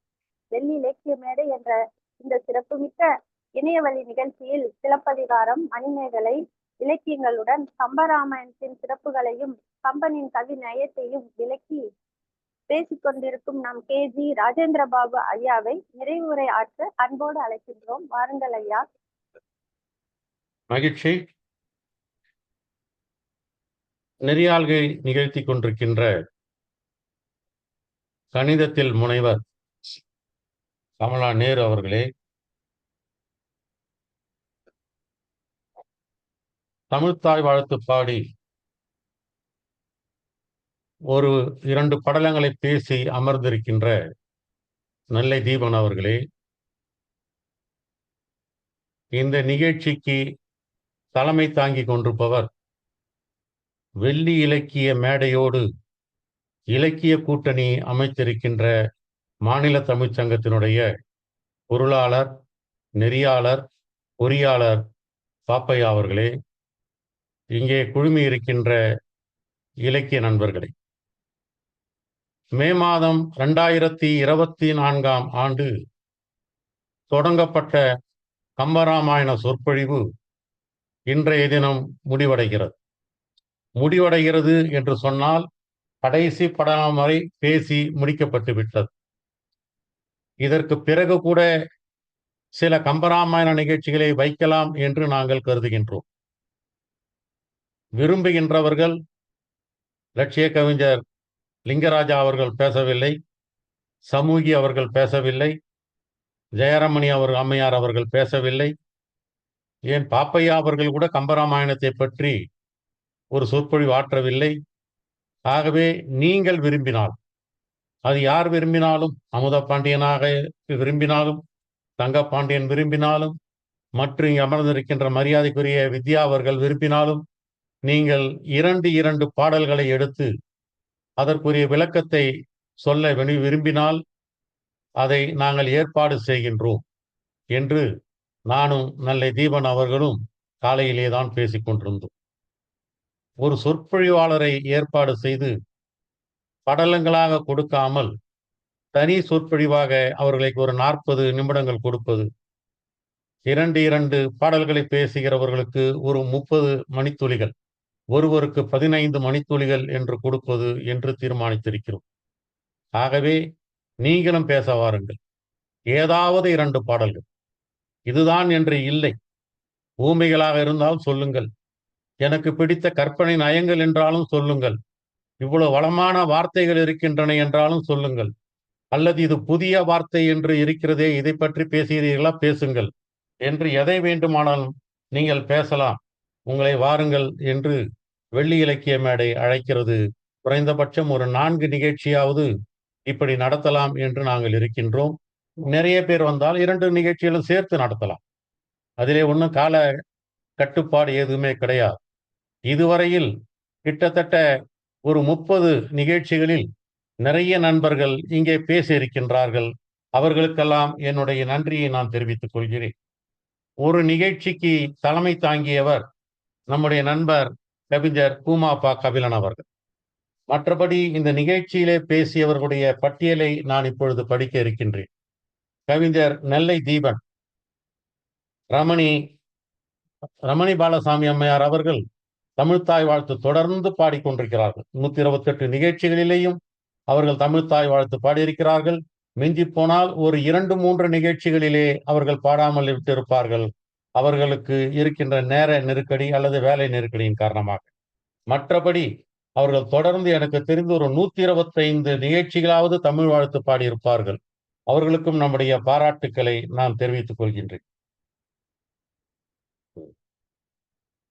இந்த நிகழ்ச்சியிலே பேசியவர்கள் கவிஞர் நெல்லை தீபன், முனைவர் சரஸ்வதி, கவிஞர் கு ஞானவடிவேலு, கவிஞர் பானுமதி கிருஷ்ணகுமார் அவர்கள், நெல்லை கம்பன் கழகத்தினுடைய செயலாளர் பொன்வேலு மயில், கவிஞர் தேன்மொழி அவர்கள். ஒரு ஆண் ஒரு பெண்ணாகத்தான் மாற்றி மாற்றி நான் படிக்கிறேன்.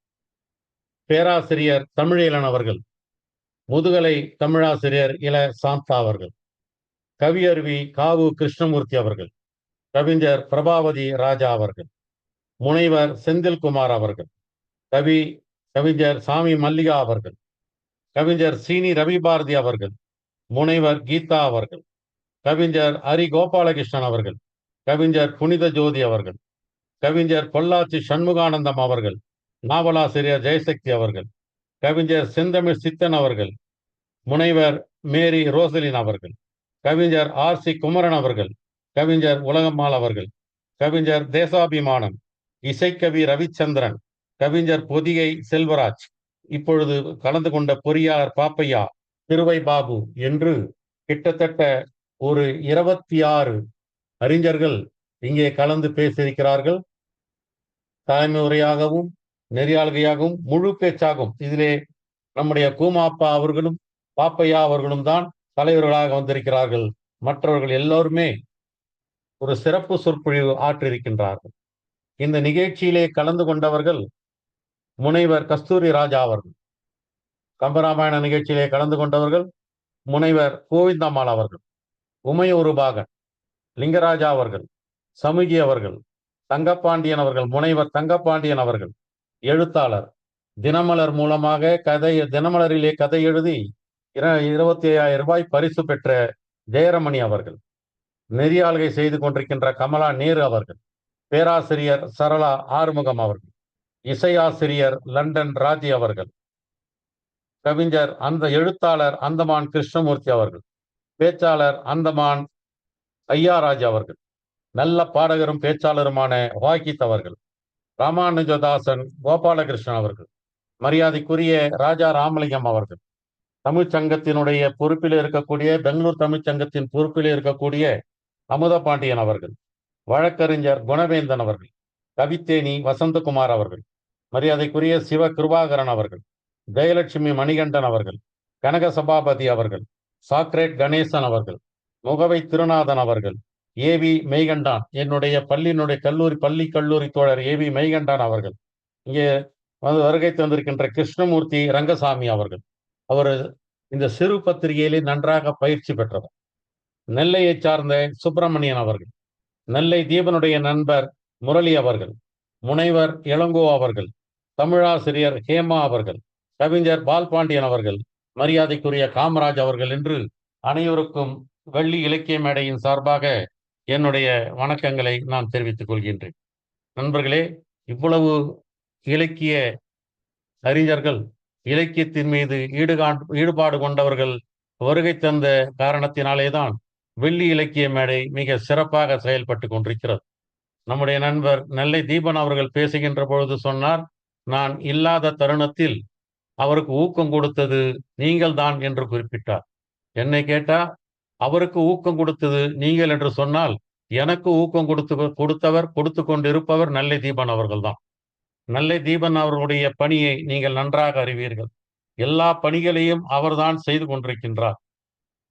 கொஞ்சம் கூட முகம் சலிக்காமல், கொஞ்சம் கூட சலிப்பே அடையாமல், அது மட்டுமல்ல, ஒரு ஆர்வத்தோடு அந்த பணியை அவர் செய்து கொண்டிருக்கின்றார். கம்பராமாயணம் என்று சொன்னால் அதிலே அவருக்கு அதிகமான ஈடுபாடு உண்டு. இப்பொழுது மட்டுமல்ல, நான் சிலப்பதிகாரத்தை நாம் பேசிக் கொண்டிருந்த தருணத்திலே கூட தினந்தோறும் என்னை அலைபேசியிலே தொடர்பு கொண்டு ஏதாவது ஒரு கம்பனுடைய பாடலை சொல்லி அதனுடைய விளக்கங்களையும் எனக்கு சொல்வார். அதேபோல் நல்ல பாடல்கள் என்று சொன்னால் எனக்கு அனுப்பியும் வைப்பார். அனுப்பி வைத்துவிட்டு அதை பற்றி என்னோடு பேசிக் கொண்டிருப்பார். இப்படி கம்பனிலே அவருக்கு ஆழ்ந்த ஈடுபாடு இருக்கின்ற காரணத்தினால் மட்டுமல்ல, பொதுவாகவே இலக்கியத்தின் மீது ஈடுபாடு இருக்கின்ற காரணத்தினால் வெள்ளி இலக்கிய மேடையை சிறப்பாக கொண்டு வர வேண்டும் என்ற நோக்கத்தினாலும் அவர் மிக சிறப்பாக செயல்பட்டு கொண்டிருக்கின்றார். இந்த கம்பராமாயணத்துக்கு மட்டுமல்ல, உங்கள் அத்தனை பேருக்குமே தெரியும், சிலப்பதிகாரத்திற்கும் மணிமேகலைக்கும் அவர்தான் பெரும்பாலும் உழைத்திருக்கிறார். அந்த எழுத்துக்களை எல்லாம் இங்கே திரையிலே இடுவது, மற்றபடி என்னோடு அது குறித்து பேசுவது, அழைப்பது, அனுப்புவது என்று எல்லா பணிகளையும் அவர் மிக சிறப்பாக இங்கே செய்து கொண்டிருக்கின்றார். அவருக்கு உங்கள் சார்பாக என்னுடைய வாழ்த்துக்களையும் நன்றிகளையும் நான் தெரிவித்துக் கொள்கின்றேன். மிக அழகாக இந்த 2 படலங்களை பற்றியும் பேசியிருக்கின்றார். நண்பர்களே, கம்பராமாயணத்தை பற்றி ஒரு சிறு சொற்பொழிவை மற்றும் இங்கே நான் ஆற்ற விரும்புகின்றேன். நான் விரும்புகின்ற சில பாடல்களை ஏற்கனவே உங்களோடு பகிர்ந்து கொண்டிருந்தாலும் இன்னொரு முறையும் அதை நான் உங்களோடு பகிர்ந்து கொள்ள விரும்புகின்றேன். கம்பராமாயணம் 9ஆம் நூற்றாண்டிலே தோன்றியது என்றும், பெரிய புராணம் 12ஆம் நூற்றாண்டிலே தோன்றியது என்றும் ஆசா ஞானசம்பந்தம் அவர்கள் குறிப்பிடுகின்றார். இதை ஏன் அவர் சொல்லுகிறார் என்றால், இதற்கு ஒரு காரணத்தையும் சொல்லுகின்றார். பல்லவ சாம்ராஜ்யம் விழுந்து சோழ சாம்ராஜ்யம் எழுகின்ற தருணத்தில் கம்பராமாயணம் எழுந்தது.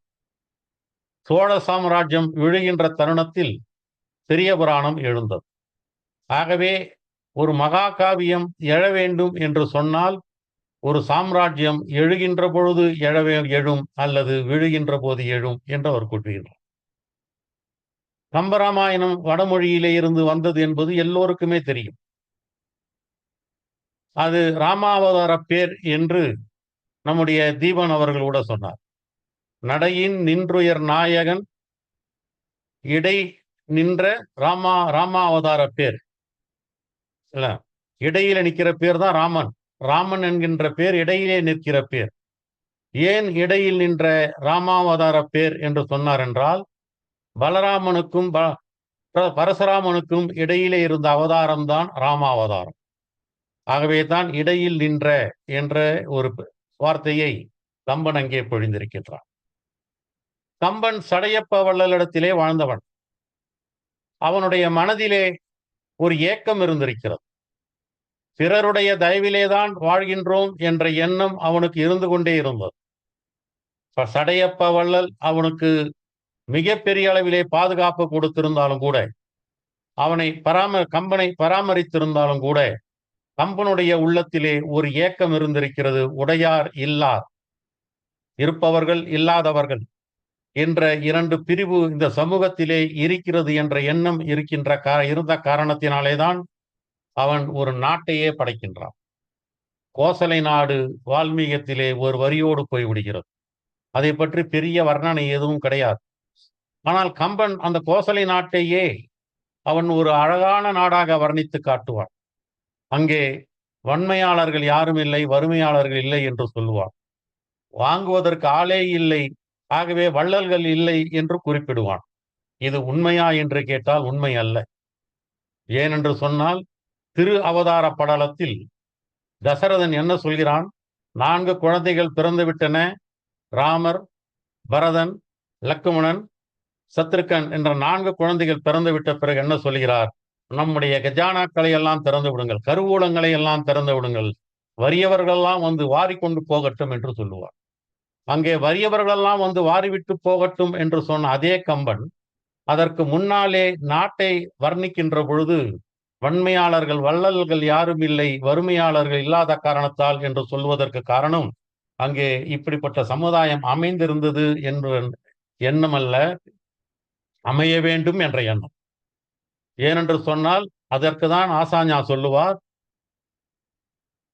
நம்முடைய சடையப்ப வள்ளலுடைய பராமரிப்பிலே இருந்த காரணத்தினால் அவனுக்கு ஒரு ஏக்கம் இருக்கிறது. அந்த ஏக்கத்தினாலே தான் இருப்பாரும் இல்லை, இல்லாரும் இல்லை என்கின்ற ஒரு சமுதாயத்தை அமைக்க வேண்டும் என்று எண்ணி அந்த நாட்டை அவன் வர்ணித்துக் கொண்டே வருகிறான். அந்த நாட்டை பார்த்தால் ஒரு சொர்க்க பூமியாக நமக்கு தெரியும். 15ஆம் நூற்றாண்டில் தாமஸ் மூர் என்கின்ற ஒரு ஆங்கில அறிஞன் உட்டோப்பியா என்கின்ற ஒரு நாட்டை அமைத்து காட்டினான். ஒரு கற்பனை நாடு. கவியரசு கண்ணதாசன் கூட தோமான் என்று ஒரு கற்பனை நாட்டை படைத்திருப்பார். நண்பர் ராவு கிருஷ்ணமூர்த்தி நன்றாக அறிவார். இந்த கற்பனை நாட்டை இவர்களுக்கு முன்னாலே தாமோஸ் மூர் 15ஆம் நூற்றாண்டு என்று சொன்னால் கம்பன் 9 அல்லது மற்றவர்கள் சொல்லுகிற மாதிரி 12 என்று வைத்தால் கூட தாமஸ் மூருக்கு முன்னாலே தான் அந்த ஒரு நாட்டை அமைத்து காட்டியிருக்கின்றார். இப்படி ஒரு நல்ல சொர்க்கமான நாட்டை, ஒரு சிறந்த நாட்டை, சொல்லப்போனால் ஒரு லட்சிய நாட்டை உருவாக்க வேண்டும் என்ற கம்பனுடைய எண்ணம் அந்த நாட்டு படலத்திலே நமக்கு நன்றாக தெரிகின்றது. அதே மாதிரி நண்பர்களே, லண்டனிலே தான் சில அறிஞர்கள் கூடி, ஆய்வாளர்கள், அறிவியல் ஆய்வாளர்கள் கூடி இந்த உயிரினங்களை 2ஆக பிரித்தார்கள். ஒரு உயிரினம் வாக்கிங் அனிமல்ஸ், மூவபிள் அனிமல்ஸ், இன்னொரு உயிரினம் இம்மூவபிள் அனிமல்ஸ் என்று 2ஆக அவர்கள் பிரித்திருக்கின்றார். எப்பொழுது 18ஆம் நூற்றாண்டிலே தான் பிரித்திருக்கிறார்.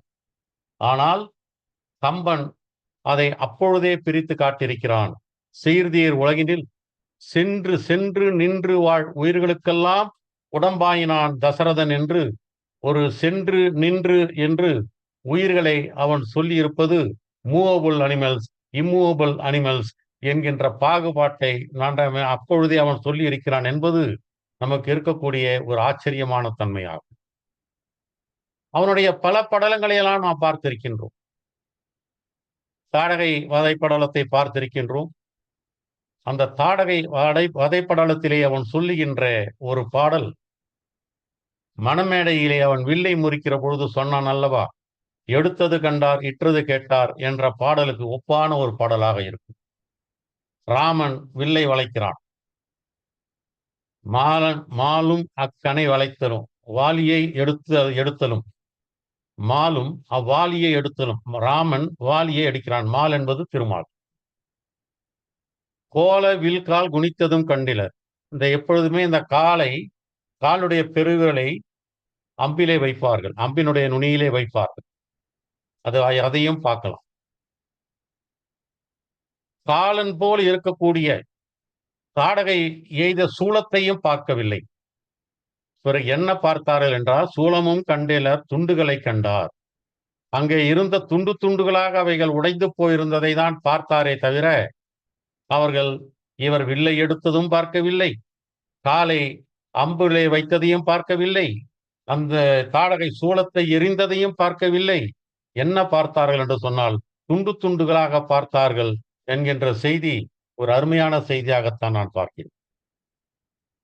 அதே மாதிரி அகலிகை படலத்திலே உங்கள் அனைவருக்குமே தெரிந்த ஒரு பாட்டு ஒன்று உண்டு. மைவண்ணத்து அரக்கிப்போரில் மழை வண்ணத் தன்னலே உன் கைவண்ணம் அங்கு கண்டேன், கால் வண்ணம் இங்கு கண்டேன் என்று அகலிகை படலத்திலே சொல்லப்படுகின்ற பாடல். இந்த பாடலுக்கு நேரடியான பொருளை எல்லோருமே அறிவோம். கருப்பு நிற அரக்கியான தாடகை, கருப்பு நிறமான ராமன் என்று சொல்வோம். ஆனால் சாதுசி யோகியார் அவர்கள் கவி சக்கரவர்த்தி கம்பன் என்கின்ற ஒரு சிறிய நூலை எழுதியிருக்கிறார். சாதுசு யோகியார் மிக சிறந்த அறிஞர்.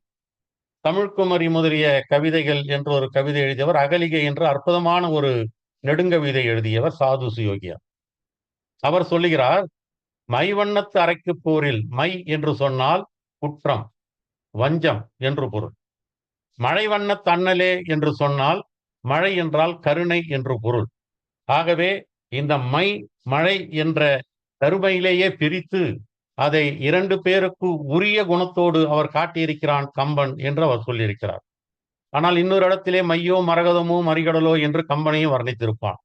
ஒப்பீடு இல்லாத காரணத்தினால் அந்த இடத்திலே மை என்பது வெறும் கருமையாகத்தான் நாம் பார்க்கிறோம். ஒப்பீடு என்று வருகின்ற பொழுது, மழை என்ற ஒப்பீடு வருகின்ற பொழுது, அந்த இடத்திலே மை என்பது வஞ்சகமாகவும் அரக்குத்தனமாகவும் மழை என்பது கருணையாகவும் பார்க்கப்படுவதாக சொல்லப்படுகின்றது. இப்படி அந்த பாடல் ஒரு அழகான பாடல். அதே மாதிரி மிதிலை நகரத்துக்கு வருகின்ற பொழுது அவர் ராமனும் சீதையும் பார்க்கின்ற காட்சி.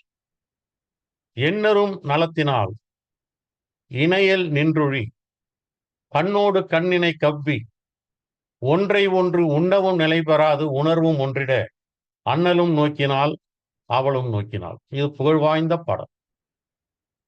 கம்பராமாயணத்தை பற்றி தெரியாதவர்களுக்கு கூட அந்த கடைசி வரி நன்றாக தெரியும்.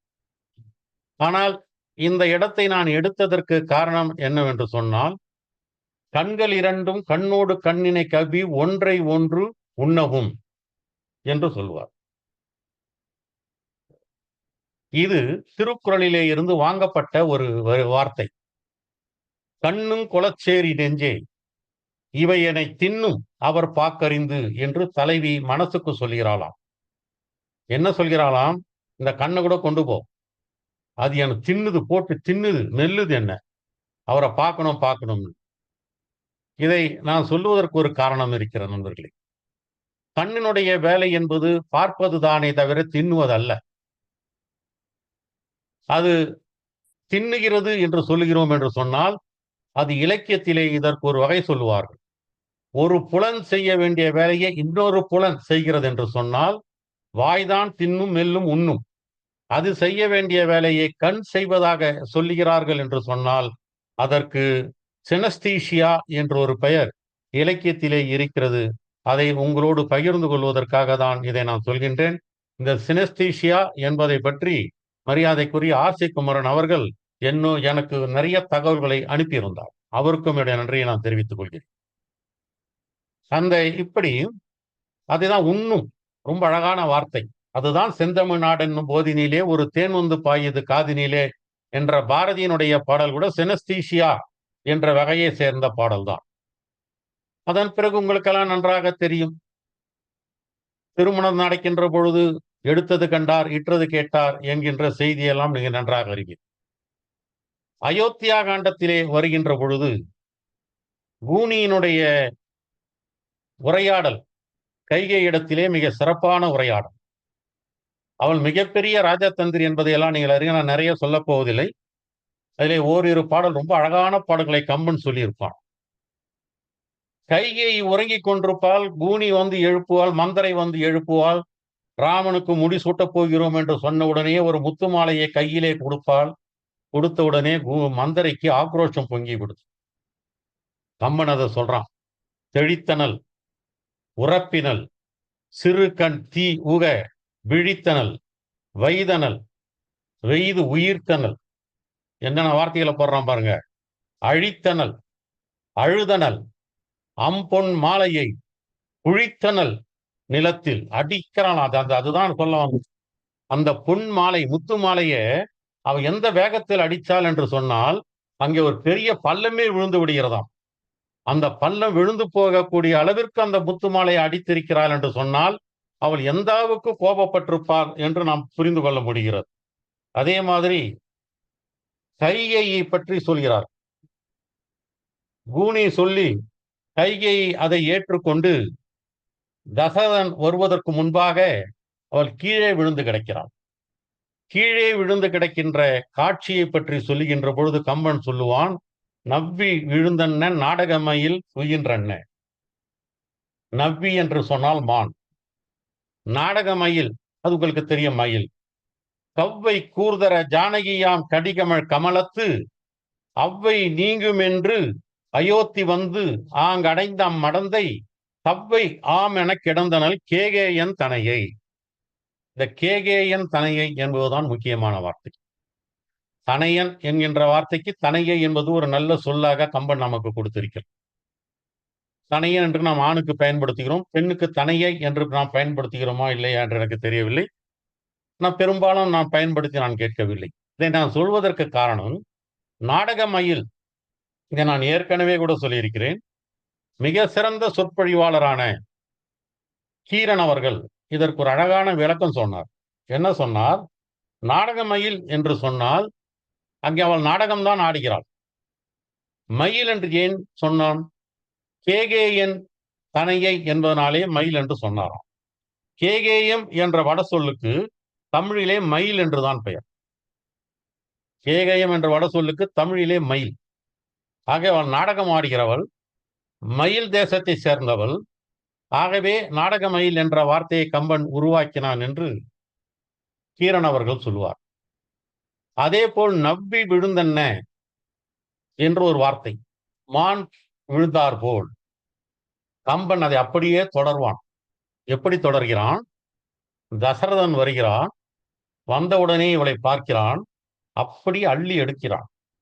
அள்ளி எடுக்கிற பொழுது எப்படி எடுக்கிறானா, மடந்தையை, மானை ஆணை ஆணை போல் தடைக்கையால் தழுவினான்.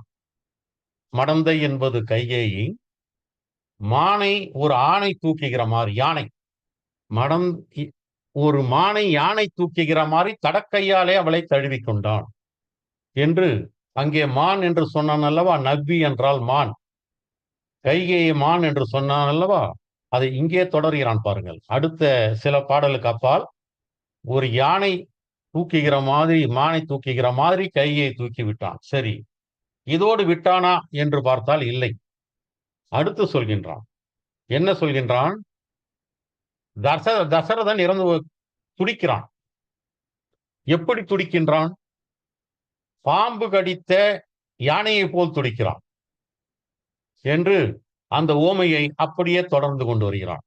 இப்படி ஊமைகளை மிக அழகாக தொடர்ந்து கொண்டு வந்த சிறப்பு கம்பனுக்கு உண்டு என்பதை நாம் அறிகின்றோம்.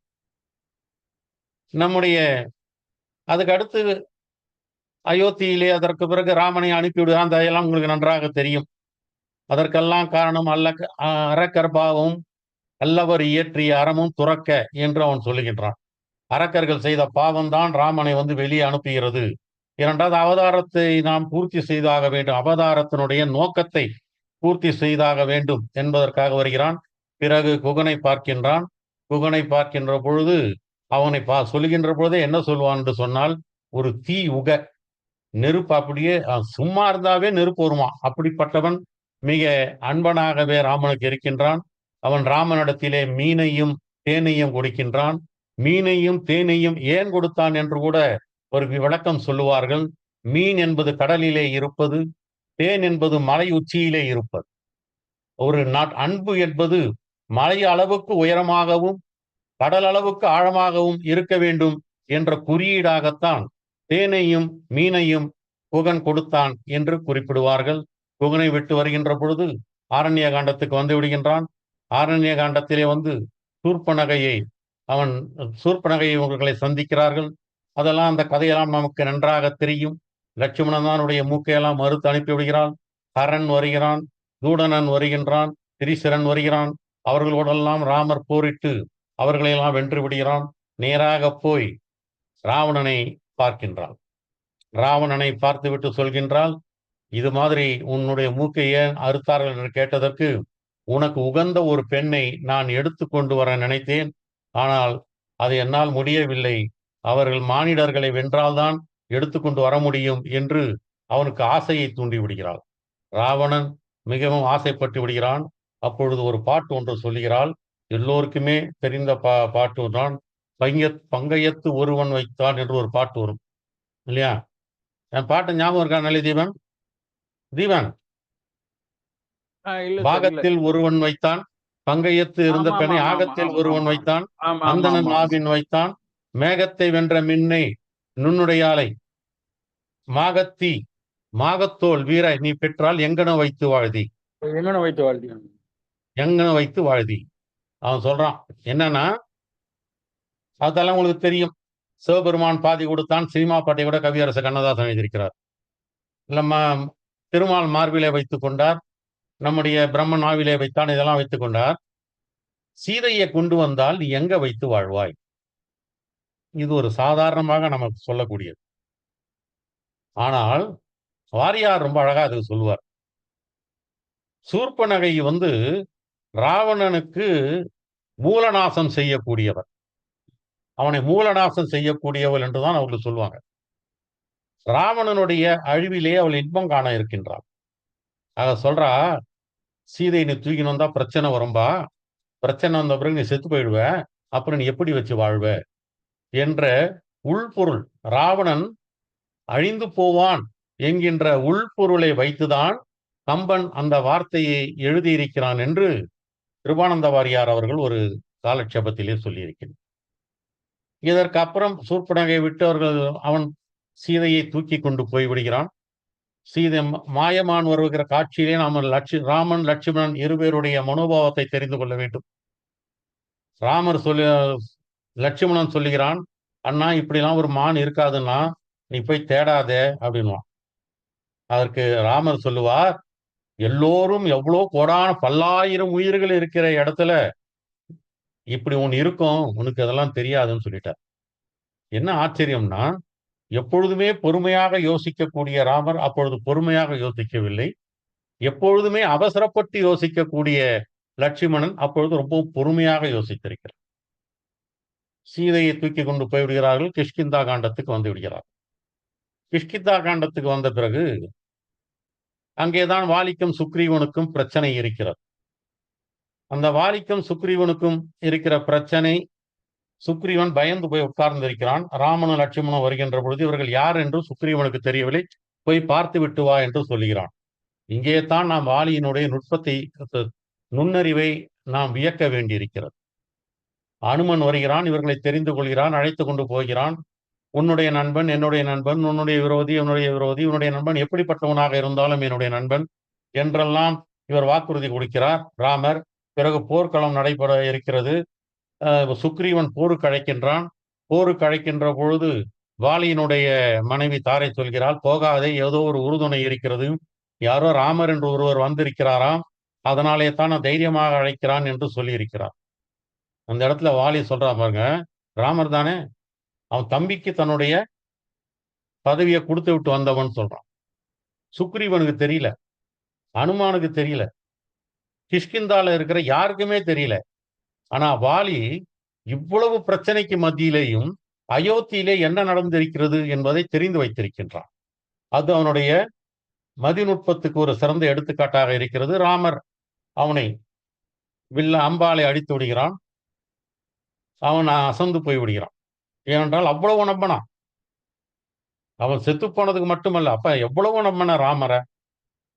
அவன் வில்லறம் துறக்காதவன், சொல்லறம் துறக்காதவன், சொல்லறம் துறந்திலாத சூரிய மரபினன் ஆயிற்றே, தொல்லை நல்லறம் துறந்தது என என்றான் கேட்கிறான். எப்பா, நீ சொல்லறத்தையே துறக்காதவர்களாச்சே, இந்த நல்ல அறத்தை ஏன் துறந்த, வில் அறத்தை ஏன் துறந்த என்றெல்லாம் அவன் வாதம் செய்கிறார். அந்த கிஷ்கிந்தாவில் வாலி பேசுவதையும் ராமர் பதில் சொல்வதையும் மிக அடிக்கடி படித்து பார்த்தால் கூட ரொம்ப அருமையாக இருக்கும். பலமுறை படிக்க வேண்டியது. அவன் கூட சொல்லுவான், நீ ஏன்பா நீ ஆவியை நீ ஏன் இப்படி தப்பு பண்ண தெரியுமா? அவன் சொல்லுவான், ஆவியை, ஜனகன் பெற்ற அன்னத்தை, அமிழ்தின் வந்த தேவியை பிரிந்தனை போலும், பிரிந்ததால் திகைத்தனை போலும். அதான் மாப்போசி சொல்வார். அர்த்தநாரீஸ்வர் வடிவமாக பார்த்திருக்கான் ராமனை. பாதி சீதை பாதி ராமனா பார்த்திருக்கான். ஆகவே தான் தேவியை பிரிந்த பின்னை திகைத்தனை போலும் என்று அவன் பேசியிருக்கான்னு சொல்வார். இப்படி அந்த வாதங்கள் என்பது ரொம்ப அழகான வாதங்கள். இதற்கடுத்து போருக்கு இலங்கைக்கு வருகிறான். இலங்கையிலே வருகின்ற பொழுது இந்த இலங்கை வர்ணனையை நாம் கண்டிப்பாக பேசி ஆக வேண்டும். சில பாடலுக்காக தான் நான் இந்த தொடர்பாக செய்திகளை சொல்லிக் கொண்டு வருகிறேன். இலங்கையை எவ்வளவு அழகாக கம்பன் வர்ணித்திருப்பான். அப்படி ஒரு நாடு இருக்க முடியுமானா இருக்க முடியாது. சாது சிவகியார் தான் சொல்லுவார், இதையெல்லாம் நீங்க நேரடி சயின்டிபிக் ஆய்வு அறிவியல் கண்ணோட்டத்தெல்லாம் இப்படி ஒரு நாடு இருக்குமாலாம் பார்க்கக்கூடாது. இது ஒரு கற்பனை கண்ணோட்டத்தோடு பார்க்க வேண்டும். மாகாரின் மின் கொடி மடக்கினர் அடுக்கி, கார்னா மேகம், மிகப்பெரிய மேகத்தில் இருக்கக்கூடிய மின்கொடியை மடக்கினர் அடுக்கி, விளக்குமாறு மாதிரி செஞ்சிருக்கான். அதெல்லாம் உடைச்சு உடைச்சு உடைச்சு உடைச்சு விளக்குமாறு செய்து, மீமாகம் எங்கனும் நருந்துகள் விளக்கி, மீமாகம்னா ஒரு வீட்டினுடைய மேல் மாடிக்கு மீமாகம். மீ என்று சொன்னாலே மேல் தான் அர்த்தம். மீது அப்படின்னு சொல்றோம் இல்லையா, அந்த மீ அது மேல் மாடி. அங்க அந்த தொடப்பத்தால பெருகிறாளாம். எப்படி பெருக்கிறான்? எதை பெருகிறா? குப்பையை பெருக்கிறாளா? இல்ல. காகிதத்தை பெருக்கிறாளா? இல்ல. நறுந்துகள் விலக்கி அங்கே போட்டப்பட்ட பூக்களினுடைய மகரந்த துகள்களை எல்லாம் விலக்கி ஆகாய கங்கையினை அவர் வீசு. ஆகாய கங்கையினை அங்கையில் அள்ளி. ஆகாய கங்கை எடுக்கிறாளாம், கீழே இருக்கிற கங்கை கூடல. ஆகாய கங்கை எடுத்து பாகாய செஞ்சொல், பாகு நிகர்த்த வார்த்தைகளை உடைய பெண்கள் அவர் வீசு படுகாரம். படுகாரம் அகாரம் அப்படின்னு சொன்னா வீடுன்னு அர்த்தம். மீகாரம் அப்படின்னு சொன்னா மேல் மாடின்னு அர்த்தம். ஆக இந்த மீகாரத்தை பெருக்கிறாங்க. எங்க? வானத்துல இருக்கக்கூடிய மேகத்தையில் இருக்கக்கூடிய மின்னலை உடைத்து அதை விளக்குமாறாக ஆக்கி அங்க இருக்கக்கூடிய மகரந்த துகள்களை எல்லாம் அவர்கள் பெருக்கிக் கொண்டிருக்கிறார்கள். இப்படிப்பட்ட ஒரு நாடு என்று இலங்கையை வர்ணித்திருப்பது மிக அற்புதமான ஒரு நிகழ்ச்சி. அதே மாதிரி ராவணன் மந்திராலோசனை படலம் ஒன்றை வைத்திருப்பான். அந்த அவை கூடியிருக்கும். அப்பொழுது கும்பகர்ணன் பேசுகிற பேச்செல்லாம் ரொம்ப அற்புதமான பேச்சுகள். இலங்கைக்கு அனுமன் போகிறான். அனுமன் போய்விட்டு அங்கே தீ வைத்து கொளுத்தி விடுகிறான். இதையெல்லாம் பார்த்து விட்டுதான் மந்திராலோசனை நடத்துகிறான். புதிதாக அவன் மயன் வைத்து அதை நிர்மாணித்து விடுகிறான். அப்பொழுது சொல்லுகிறான், ஓவியம் அமைந்த நகர் தீ உல உழந்தாய். இவ்வளவு பெரிய நகரம் அழிஞ்சு போச்சேன்னு நீ வருத்தப்படுறிய ராவணா? அண்ணங்கிட்ட சொல்றான் பாருங்க, கோயியல் அழிந்தது என வேறொரு குலத்து தேவியை நயந்து சிறை வைத்த செயல் நன்றோ. நச்சு நடிச்சான் பாருங்க. இந்த நகரம் போச்சே அப்படின்னு சொல்லிட்டு நீ வருத்தப்படுறிய, அடுத்த குலத்து பெண்ணை கொண்டு வந்து நீ விரும்பி சும்மா சிறை வைக்கல. இந்த காலத்துல போர்ல சிறை வைப்பாங்க. பெண்களை எல்லாம் தோற்று போன மன்னர் நாட்டில் இருக்கக்கூடிய பெண்களை எல்லாம் கொண்டு வந்து சிறை வைப்பாங்க. ஆனா நீ அப்படி வைக்கல, நயந்து சிறை வைத்தாய், விரும்பி சிறை வைத்தாய். நீ செய்தது நியாயமா என்கின்ற கேள்வியை கேட்பான். அதே மாதிரி வீடனன் கேள்வி கேட்பான். வீடனனை அவன் அனுப்பி விடுவான், துரத்தி விடுவான். இந்த பாருங்க, அவரு இதை கூட ஒருத்தர் சொன்னாருங்க. என்ன சொன்னார்னா, வீடனன் அவன் துரத்தந்து தப்பு, அதனாலதான் அவன் துரோகியா போய் நின்னுட்டாங்க. அவனை காட்டி கொடுத்தான். அவன் வரையில் அவன் நியாயம். ஆனால் ராவணனுக்கு அது நியாயம் கிடையாது. என்ன சொன்னாரு, அவனை பிடிச்சப்பே ஜெயில போட்டுக்கலாமே, எதுக்கு அமிச்சான்னு கேட்டார். ஆனா அதையெல்லாம் செய்யல. அதையெல்லாம் செய்யாமல் தம்பியே நீ போ, வெளியே போ என்று அனுப்பிவிட்டான். அதே போல இன்னொரு பெருந்தன்மையை நம்மால் அவங்கிட்ட பார்க்க முடியும். திரிசடை என்பவள் வீடனனுடைய மகள். அவள்தான் சீதைக்கு காவலாக இருக்கின்றாள். அந்த திரிசடையை அவன் ஒன்றுமே சொல்லவில்லை, போ என்று சொல்லவில்லை, இருக்கவே வைத்துக் கொண்டான். ஆகவே ஒரு பெருந்தன்மை. ராவணனிடத்திலே ஒரு தவறு இருந்ததே தவிர மற்றபடி அவன் பெரிய வீரன், பெரிய புத்தி உடையவன், பாசமுடையவன் என்பதையெல்லாம் இங்கே நமக்கு நன்றாக தெரிகிறது. முதல் நாள் போரிலே கூட அவன் லக்குமணனை அப்படி பாராட்டுகிறான். நன்று உன் வில், நன்று உன்னுடைய ஆளுகின்ற திறமை என்று அவன் லக்குவணனை அந்த அளவுக்கு பாராட்டக்கூடிய பெருந்தன்மையாக அவன் இருந்திருக்கின்றான். அடுத்து கும்பகர்ணன் போருக்கு போகின்றான். கும்பகர்ணன் போருக்கு போகின்ற போது அவன் சொல்லுகிறான் ஒரு அருமையான பாட்டு, புகழ் வாய்ந்த பாட்டு. கருத்திலா இறைவன் தீமை கருதினால் அதனை திருத்தலாம் ஆகில் நன்றே, திருத்துதல் தீராதாயின் பொறுத்துரு பொருள் உண்டாமோ, பொறுத்தொழியிற்கு உரியராகி ஒருத்தரின் முன்னம் சாதல் உண்டவர்க்கு உரியதம்மா. இந்த பாட்டை நான் எடுத்ததற்கு காரணமே உண்டவர்க்கு உரியதம்மா என்கின்ற அந்த ஒரு வரிக்காகத்தான் அதை எடுத்தேன். சாதாரணமாக என்ன சொல்வார்கள், செஞ்சோற்று கடனுக்காக செத்து போனவன். செஞ்சோற்று கடனுக்காக செத்து போனவன் 2 பேர் நான் அடிக்கடி சொல்வதுண்டு. கொடுத்து கொண்டே இருந்த கர்ணன், படுத்துக்கொண்டே இருந்த கும்பகர்ணன் என்று நான் சொல்லுவேன். ஆனால் செஞ்சோற்று கடனுக்காக அவன் சாகவில்லை. சிலம்புச்செல்வர் மாப்போசி ஒரு அழகான விளக்கத்தை சொல்வார். உண்டவர்க்கு உரியதம்மா என்று சொன்னால் சோறு உண்ட என்று பொருள் கொள்ளக்கூடாது. ஒரே தாய் வயிற்றிலே பால் குடித்தவர்கள் என்று பொருள் கொள்ள வேண்டும். ஒரு தாயிடத்திலேயே பால் குடித்தவர்கள். ஆகவே சகோதர பாசம், அந்த அவர்களுக்கு உரிய ஒரு கடமை என்று இருக்கிறது. அந்த கடமையைத்தான் உண்டவர்க்கு உரியதம்மா என்று அவர் சொன்னது ரொம்பவும் பொருத்தமான பொருளாகத்தான் நான் பார்க்கின்றேன். இப்படி பல பாடல்கள் கம்பராமாயணத்திலே மிக சிறப்பாக இருக்கும். அதிலே ராவணனை பற்றி சொல்லப்படுகின்ற பாடல் மிக அருமையான பாடல். அந்த பாடல்தான் முக்கோடி வாழ்நாளும் முயன்றுடைய பெருந்தவமும் முதல்வர் முன்னால் எக்கோடி ஆறாலும் வெளப்படாய் என கொடுத்த வரமும் திக்கோடு உலகனைத்தும் செருகடந்த புயவலியும் தின்று மார்பில் புக்கோடி உயிர் பருகி புறம்போயிற்று ராவணன் தன் புனிதவாளி என்று சொல்வான். ஒருவன் வாலி, அது சாதாரணமாக ஒருவனுடைய வாலி என்று சொல்வார்கள். ஆனால் இன்னொரு அறிஞர் சொல்லுவார் ஒரு வன்வாலி, ஒரு வலிமையான வாலி என்று அவர் பிரித்ததை சொல்லுவார். அது ரொம்ப புகழ் வாய்ந்த வாசகமாகத்தான் இந்த இலக்கிய உலகத்திலே இருந்து கொண்டிருக்கின்றது. இப்படி ராவணன் வதைப்படலம் நடந்து விடுகிறது. வீடணனுக்கு முடிசூட்டுகிறான். வீடணனுக்கு முடிசூட்டுகின்ற பொழுது அதற்கு முன்பாகவே சீதையை அவர் தீக்குளிக்க வைக்கின்ற நிகழ்ச்சி வருகின்றது. சீதையை தீக்குளிக்க வைக்கின்ற நிகழ்ச்சியில் இரண்டு விதமான கருத்து இருக்கிறது.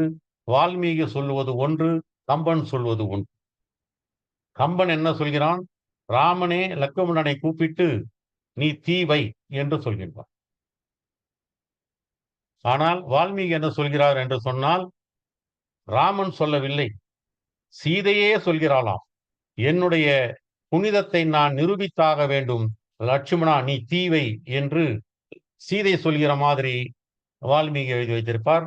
இப்படி எப்படியோ ஒரு ஒரு அக்னி பிரவேசம் என்பது அங்கே நடந்திருக்கிறது. அதற்கு பிறகு வீடணனுக்கு முடிசூட்டுகிறார்கள். இதற்கு முன்னே ஒரு செய்தி சொல்ல வேண்டும்.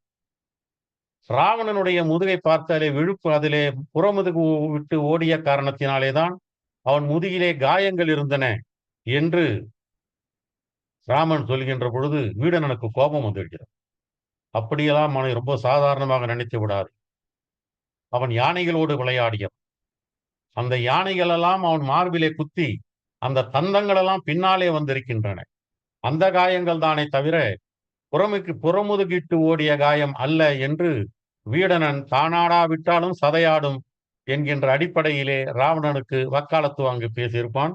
ஆனால் வால்மீகி ராமாயணத்திலே அவனுக்கு ஈமக்கடங்கு செய்ய சொன்னால் அவன் கெட்டவன், அடுத்தவன் மனைவியை தூக்கி கொண்டு வந்தவன், ஆகவே நான் ஈம சடங்கு செய்ய மாட்டேன் என்று வீடணன் மறுப்பதாகவும் ராமர் அவனை சமாதானப்படுத்தி நீ செய்ய வேண்டும் என்று சொல்வதாகவும் இருக்கிறது.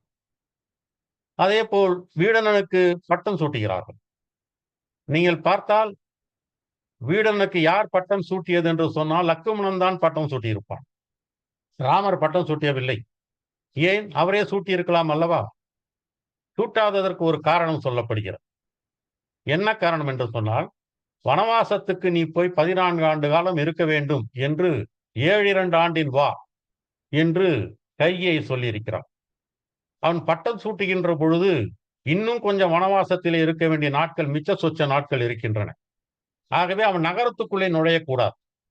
அது இலங்கை மாநகரமாக இருந்தாலும் சரி, அயோத்தி நகரமாக இருந்தாலும் சரி, அவன் நகரத்துக்குள்ளே நுழையக்கூடாது என்கின்ற காரணத்தினாலே தான் அவன் முடிசூட்டாமல் லக்குமணனுக்கு முடிசூட்டினான் என்கின்ற ஒரு காரணம் சொல்லப்படுகின்றது. அதே போல கடைசியிலே ராமனுக்கு பரதனை தேடி அனுமர் வருவதும், பரதன் அனுமன் வருவதற்கு முன்பாகவே சத்துருக்கனிடத்திலே போய் நான் ஆட்சியை உனக்கு கொடுத்து விடுகிறேன், நான் தீக்குளிக்கப் போகிறேன் என்று சொல்லுவதும், நீ என்னப்பா ராமருக்கு பின்னாலே லட்சுமணன் போனான், அப்புறம் நீயும் போவாய், அதுக்கப்புறம் இந்த ஆட்சியை நான் எடுத்துக்கொண்டு நான் என்ன செய்வது, அந்த அளவுக்கு நான் மோசமானவனா என்று சத்துருக்கன் கேட்பதாகவும் சில பாடல்கள் இருக்கின்றன. ஒரு பாடல் இருக்கின்றது. அதே மாதிரி லக்குமணனும் பரதனும் கட்டித் தழுவுகின்ற பொழுது அங்கிருந்த மக்கள் எல்லாம் பார்த்தார்களாம். பார்த்து விட்டு சொன்னார்களாம், இதுல யார் ரொம்பவும் இளைத்து போயிருப்பது? யார் இளைத்து போயிருக்கிறார்கள்? பரதனா? நாட்டில் உறைந்து இருக்கின்ற கூடிய பரதனா? காட்டில் உறைந்திருந்த லக்குமணனா? யார் மெலிந்து போயிருக்கிறார்கள் என்று எங்களுக்கு தெரியவில்லையே. 2 பேருமே அண்ணனை எண்ணி அண்ணனுக்கு பணிவிடை செய்து இளைத்து போயிருக்கிறார்கள் என்கின்ற பொதுமக்கள் அவர்களை பார்த்து சொல்வதாகவும் பாடல்கள் இருக்கின்றன. நண்பர் தீபன் அவர்கள் பேசுகின்ற பொழுது கூட சொன்னார், அனுமனை பற்றி சொன்னார். அனுமனுடைய பல செயல்பாடுகளை எல்லாம் சொன்னான். பரதனை பற்றி ஒரு வார்த்தை சொல்வார்கள், செம்மையின் ஆணி என்ற வார்த்தை பரதனுக்கே உரிய வார்த்தை. அதே மாதிரி நம்முடைய அனுமனை பற்றி ராமன் சொல்லுவான், மானியாம் படிவம் அன்று மற்றும் இவன் வடிவம். ஒரே வார்த்தையில சொல்லிடுறார். மைந்த ஆணி உலகுக்கெல்லாம் செம்மையின் ஆணி என்று பரதனை சொன்ன மாதிரி உலகத்தினுடைய ஆணி என்று ராமனால் பாராட்டப்பட்டவன் அனுமன். அனுமனை பற்றி சொல்லுகின்ற பொழுது அவன் சேவை மிகுந்தவன், தொண்டு மிக்கவன், அமைச்சன் என்று கூட சொல்லுவார்கள், தத்துவ ஞானி என்று கூட சொல்லுவார்கள். வாலி ரொம்ப அழகான ஒரு வரி சொல்லுவார், அவன் தத்துவத்தால் தலை வீங்கவில்லை, தாடை வீங்கி உள்ளதுன்னு எழுதியிருப்பார். அனுமனுக்கு தாடை வீங்கி இருக்கும் இல்லையா, அத அந்த தத்துவ ஞானிக்கு தலை வீங்கவில்லை, கர்வத்துல தாடை தான் வீங்கி இருந்ததாம் என்று அனுமனை பற்றி சொல்லுவார். ஆக இப்படி கம்பராமாயணத்தை நாம் ஒரு 30 வார காலமாக நடத்தி அதனுடைய முடிவுரையாக சில செய்திகளை உங்களோடு பகிர்ந்து கொள்ள வேண்டும் என்பதற்காக சில கருத்துக்களை நான் உங்களோடு பகிர்ந்து கொண்டிருக்கிறேன். இந்த நிகழ்ச்சிக்கு வாரந்தவறாமல் வருகை தந்து எங்களை ஊக்குவித்த இலக்கிய நண்பர்கள் அனைவருக்கும் என்னுடைய வணக்கத்தை தெரிவித்து விடைபெறுகிறேன். வணக்கம்.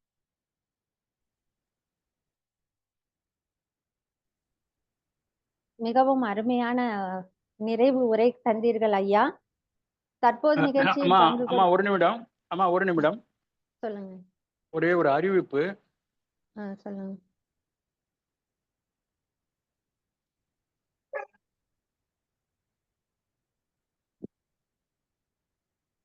நண்பர்களே, வெள்ளி இலக்கிய மேடையினுடைய ஒரு முக்கியமான நபர், 100 நாவல்களுக்கு மேல் எழுதி புகழ்பெற்ற அம்மா ஜெயசக்தி அவர்கள் இலக்கிய தேன்சாரல் என்ற அமைப்பையும் நடத்தி கொண்டிருக்கிறார்.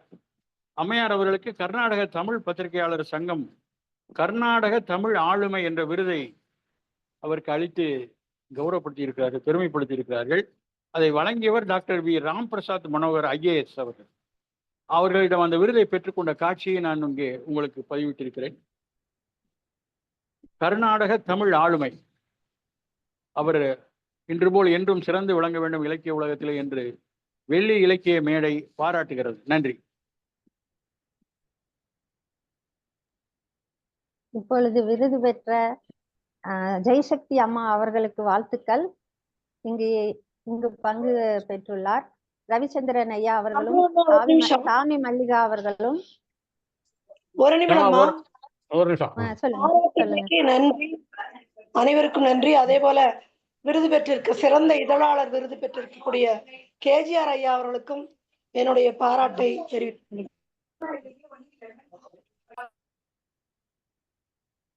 தற்போது இணைந்துள்ள ஜெயசக்தி அம்மா அவர்களுக்கும் ரவிச்சந்திரன் ஐயா அவர்களுக்கும் சாமி மல்லிகா அவர்களையும் வருகவென்று அழைக்கின்றோம். KGR ஐயாவின் உரையிலிருந்து இதுவரை வெள்ளி இலக்கிய மேடையில் பங்கு கொண்ட சான்றோர்களுக்கும் தனக்கும் மிக உதவியாக இருந்த நிகழ்ச்சியை மிக சிறப்பாக நடத்தி வரும் நெல்லை தீபன் அவர்களையும் வாழ்த்தியும் நன்றியும் கூறினார். இடையில் நின்றது ராம அவதாரம் என்றும் தடையப்ப வள்ளல் கம்பனுக்கு உதவியதை பற்றியும் தாடகை வதை படலம், அகலிகை படலம் போன்ற படலங்களின் சிறப்புகளையும் தூசி யோகியார் எழுதிய புத்தகத்திலிருந்து மைவண்ணம் அரக்கிக்கும் மலைவண்ணம் ராமனுக்கும் ஒப்பிட்ட விதம் மிக அருமை. அண்ணலும் நோக்கினால் அவளும் நோக்கினான் என்ற பாடலை கூறியதும் இன்று காதலர் தின சிறப்பாக இருந்தது. பூனை கைகை செய்த செயல்களை எல்லாம் காட்சிப்படுத்தினார். கம்பனின் வரிகளில் இருந்து உவமைகளை சிறப்பாக கூறும் கம்பனின் கற்பனை வளத்தை பற்றி கூறியது மட்டுமல்லாமல் சிறந்த அறிஞர்களான மாப்போசி, கிருபானந்த வாரியார், கவியரசு கண்ணதாசன், திருவள்ளுவர் கூறிய பல கருத்துக்களை கம்பட் கவியுடன் ஒப்பிட்டு கூறியது மிக சிறப்பு ஐயா. வாலி ராமன் உரையாடலை மீண்டும் மீண்டும் பலமுறை படிக்க வேண்டும் என்றும் அந்த வாதங்கள் மிகவும் சிறப்பானது என்றும் கூறிய விதம் மிக அருமை. கொடுத்து கொண்டே இருந்தவன் கர்ணன் என்றும் படுத்து கொண்டே இருந்தவன் கும்பகர்ணன் என்றும் இவர்கள் 2 பேருமே சென்றோற்று கடன் தீர்த்தவர்கள் என்று கூறியது மிகச் அழகாக இருந்தது. இன்னும் பல புகழ்வாய்ந்த கம்பனின் பாடல்களை குறிப்பிட்டு கூறிய விதம் மிகவும் அருமை ஐயா. மிக்க நன்றி. இனி கருத்தரங்க தலைவரின் பின்னுரையை கேட்கலாம். வாருங்கள் ஐயா. நன்றி நன்றி அம்மா.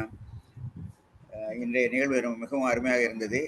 ஐயா தீபன் அவர்கள் அந்த 2 படல கருத்துக்களையும் மிகவும் அருமையாக எடுத்து சொன்னார். அவர் சொல்லும் பொழுது அந்த புனித நீர் கொண்டு வருவதனால் தாமதமாகிறது, இந்த ஏன்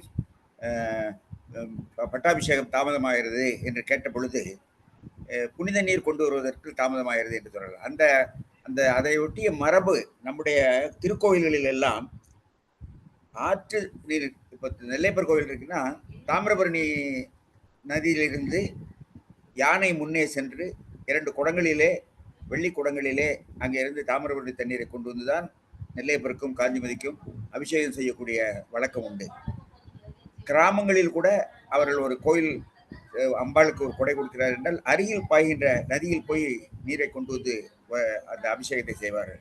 அது வழி வழியாக வந்த மரபு. ஆனால் இந்த குடிநீர் திட்டங்கள்லாம் வந்த பிறகு இப்போ யாரும் ஆற்றுல போய் குளிக்கிறதுனுடைய அந்த அந்த இனிமையே உணர தயாரா இல்லை. வீட்டுக்கு ஆற்று தண்ணி வந்துட்டுது, நாங்கள் இங்கே குளிக்கிறோம்னு சொல்லி அதை சொல்லி குளிச்சுட்டு இருக்காங்க.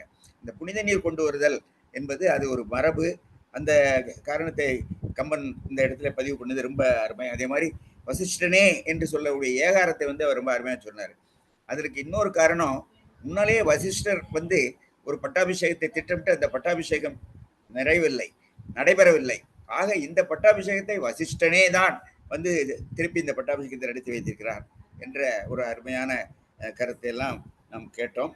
அதே மாதிரி தழுவப்பட்டவன் தழுவன், இந்த சிலை பெங்களூர் நகரத்திலே நான் ஒரு இடத்திலே பார்த்திருக்கிறேன். ராமர் அனுமனை தழுவ சொல்லுகிற அந்த காட்சியை ஒரு சிலை வடிவிலே வைத்திருக்கிறது. தமிழகத்திலே எங்கும் காண முடியாது. அங்கே இந்த ஒரு சிலையை அங்கே பார்த்தேன், எனக்கு அது ஞாபகம் வந்தது.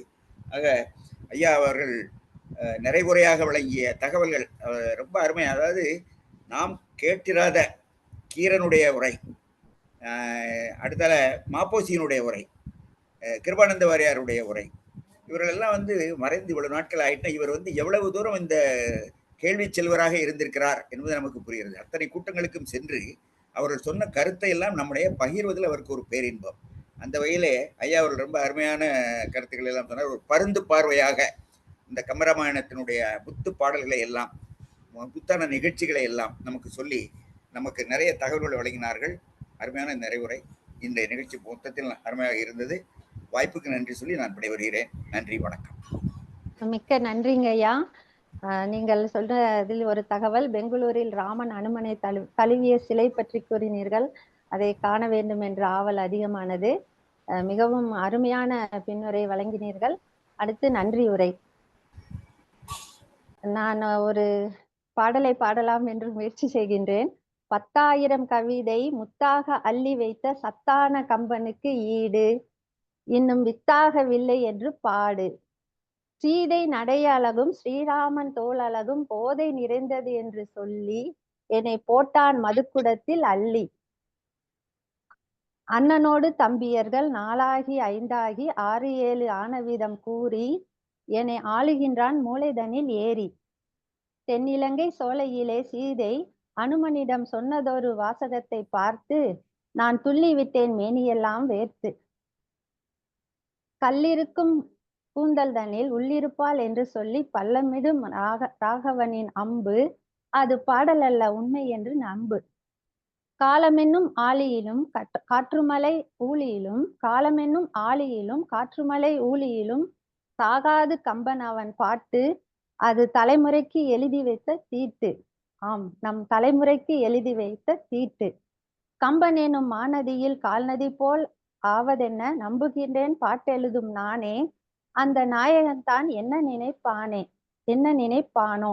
கம்பன் எனும் மாநதியில் கால்நதி போல் ஆவதென நம்புகின்றேன் நானே பாட்டெழுதும் நானே.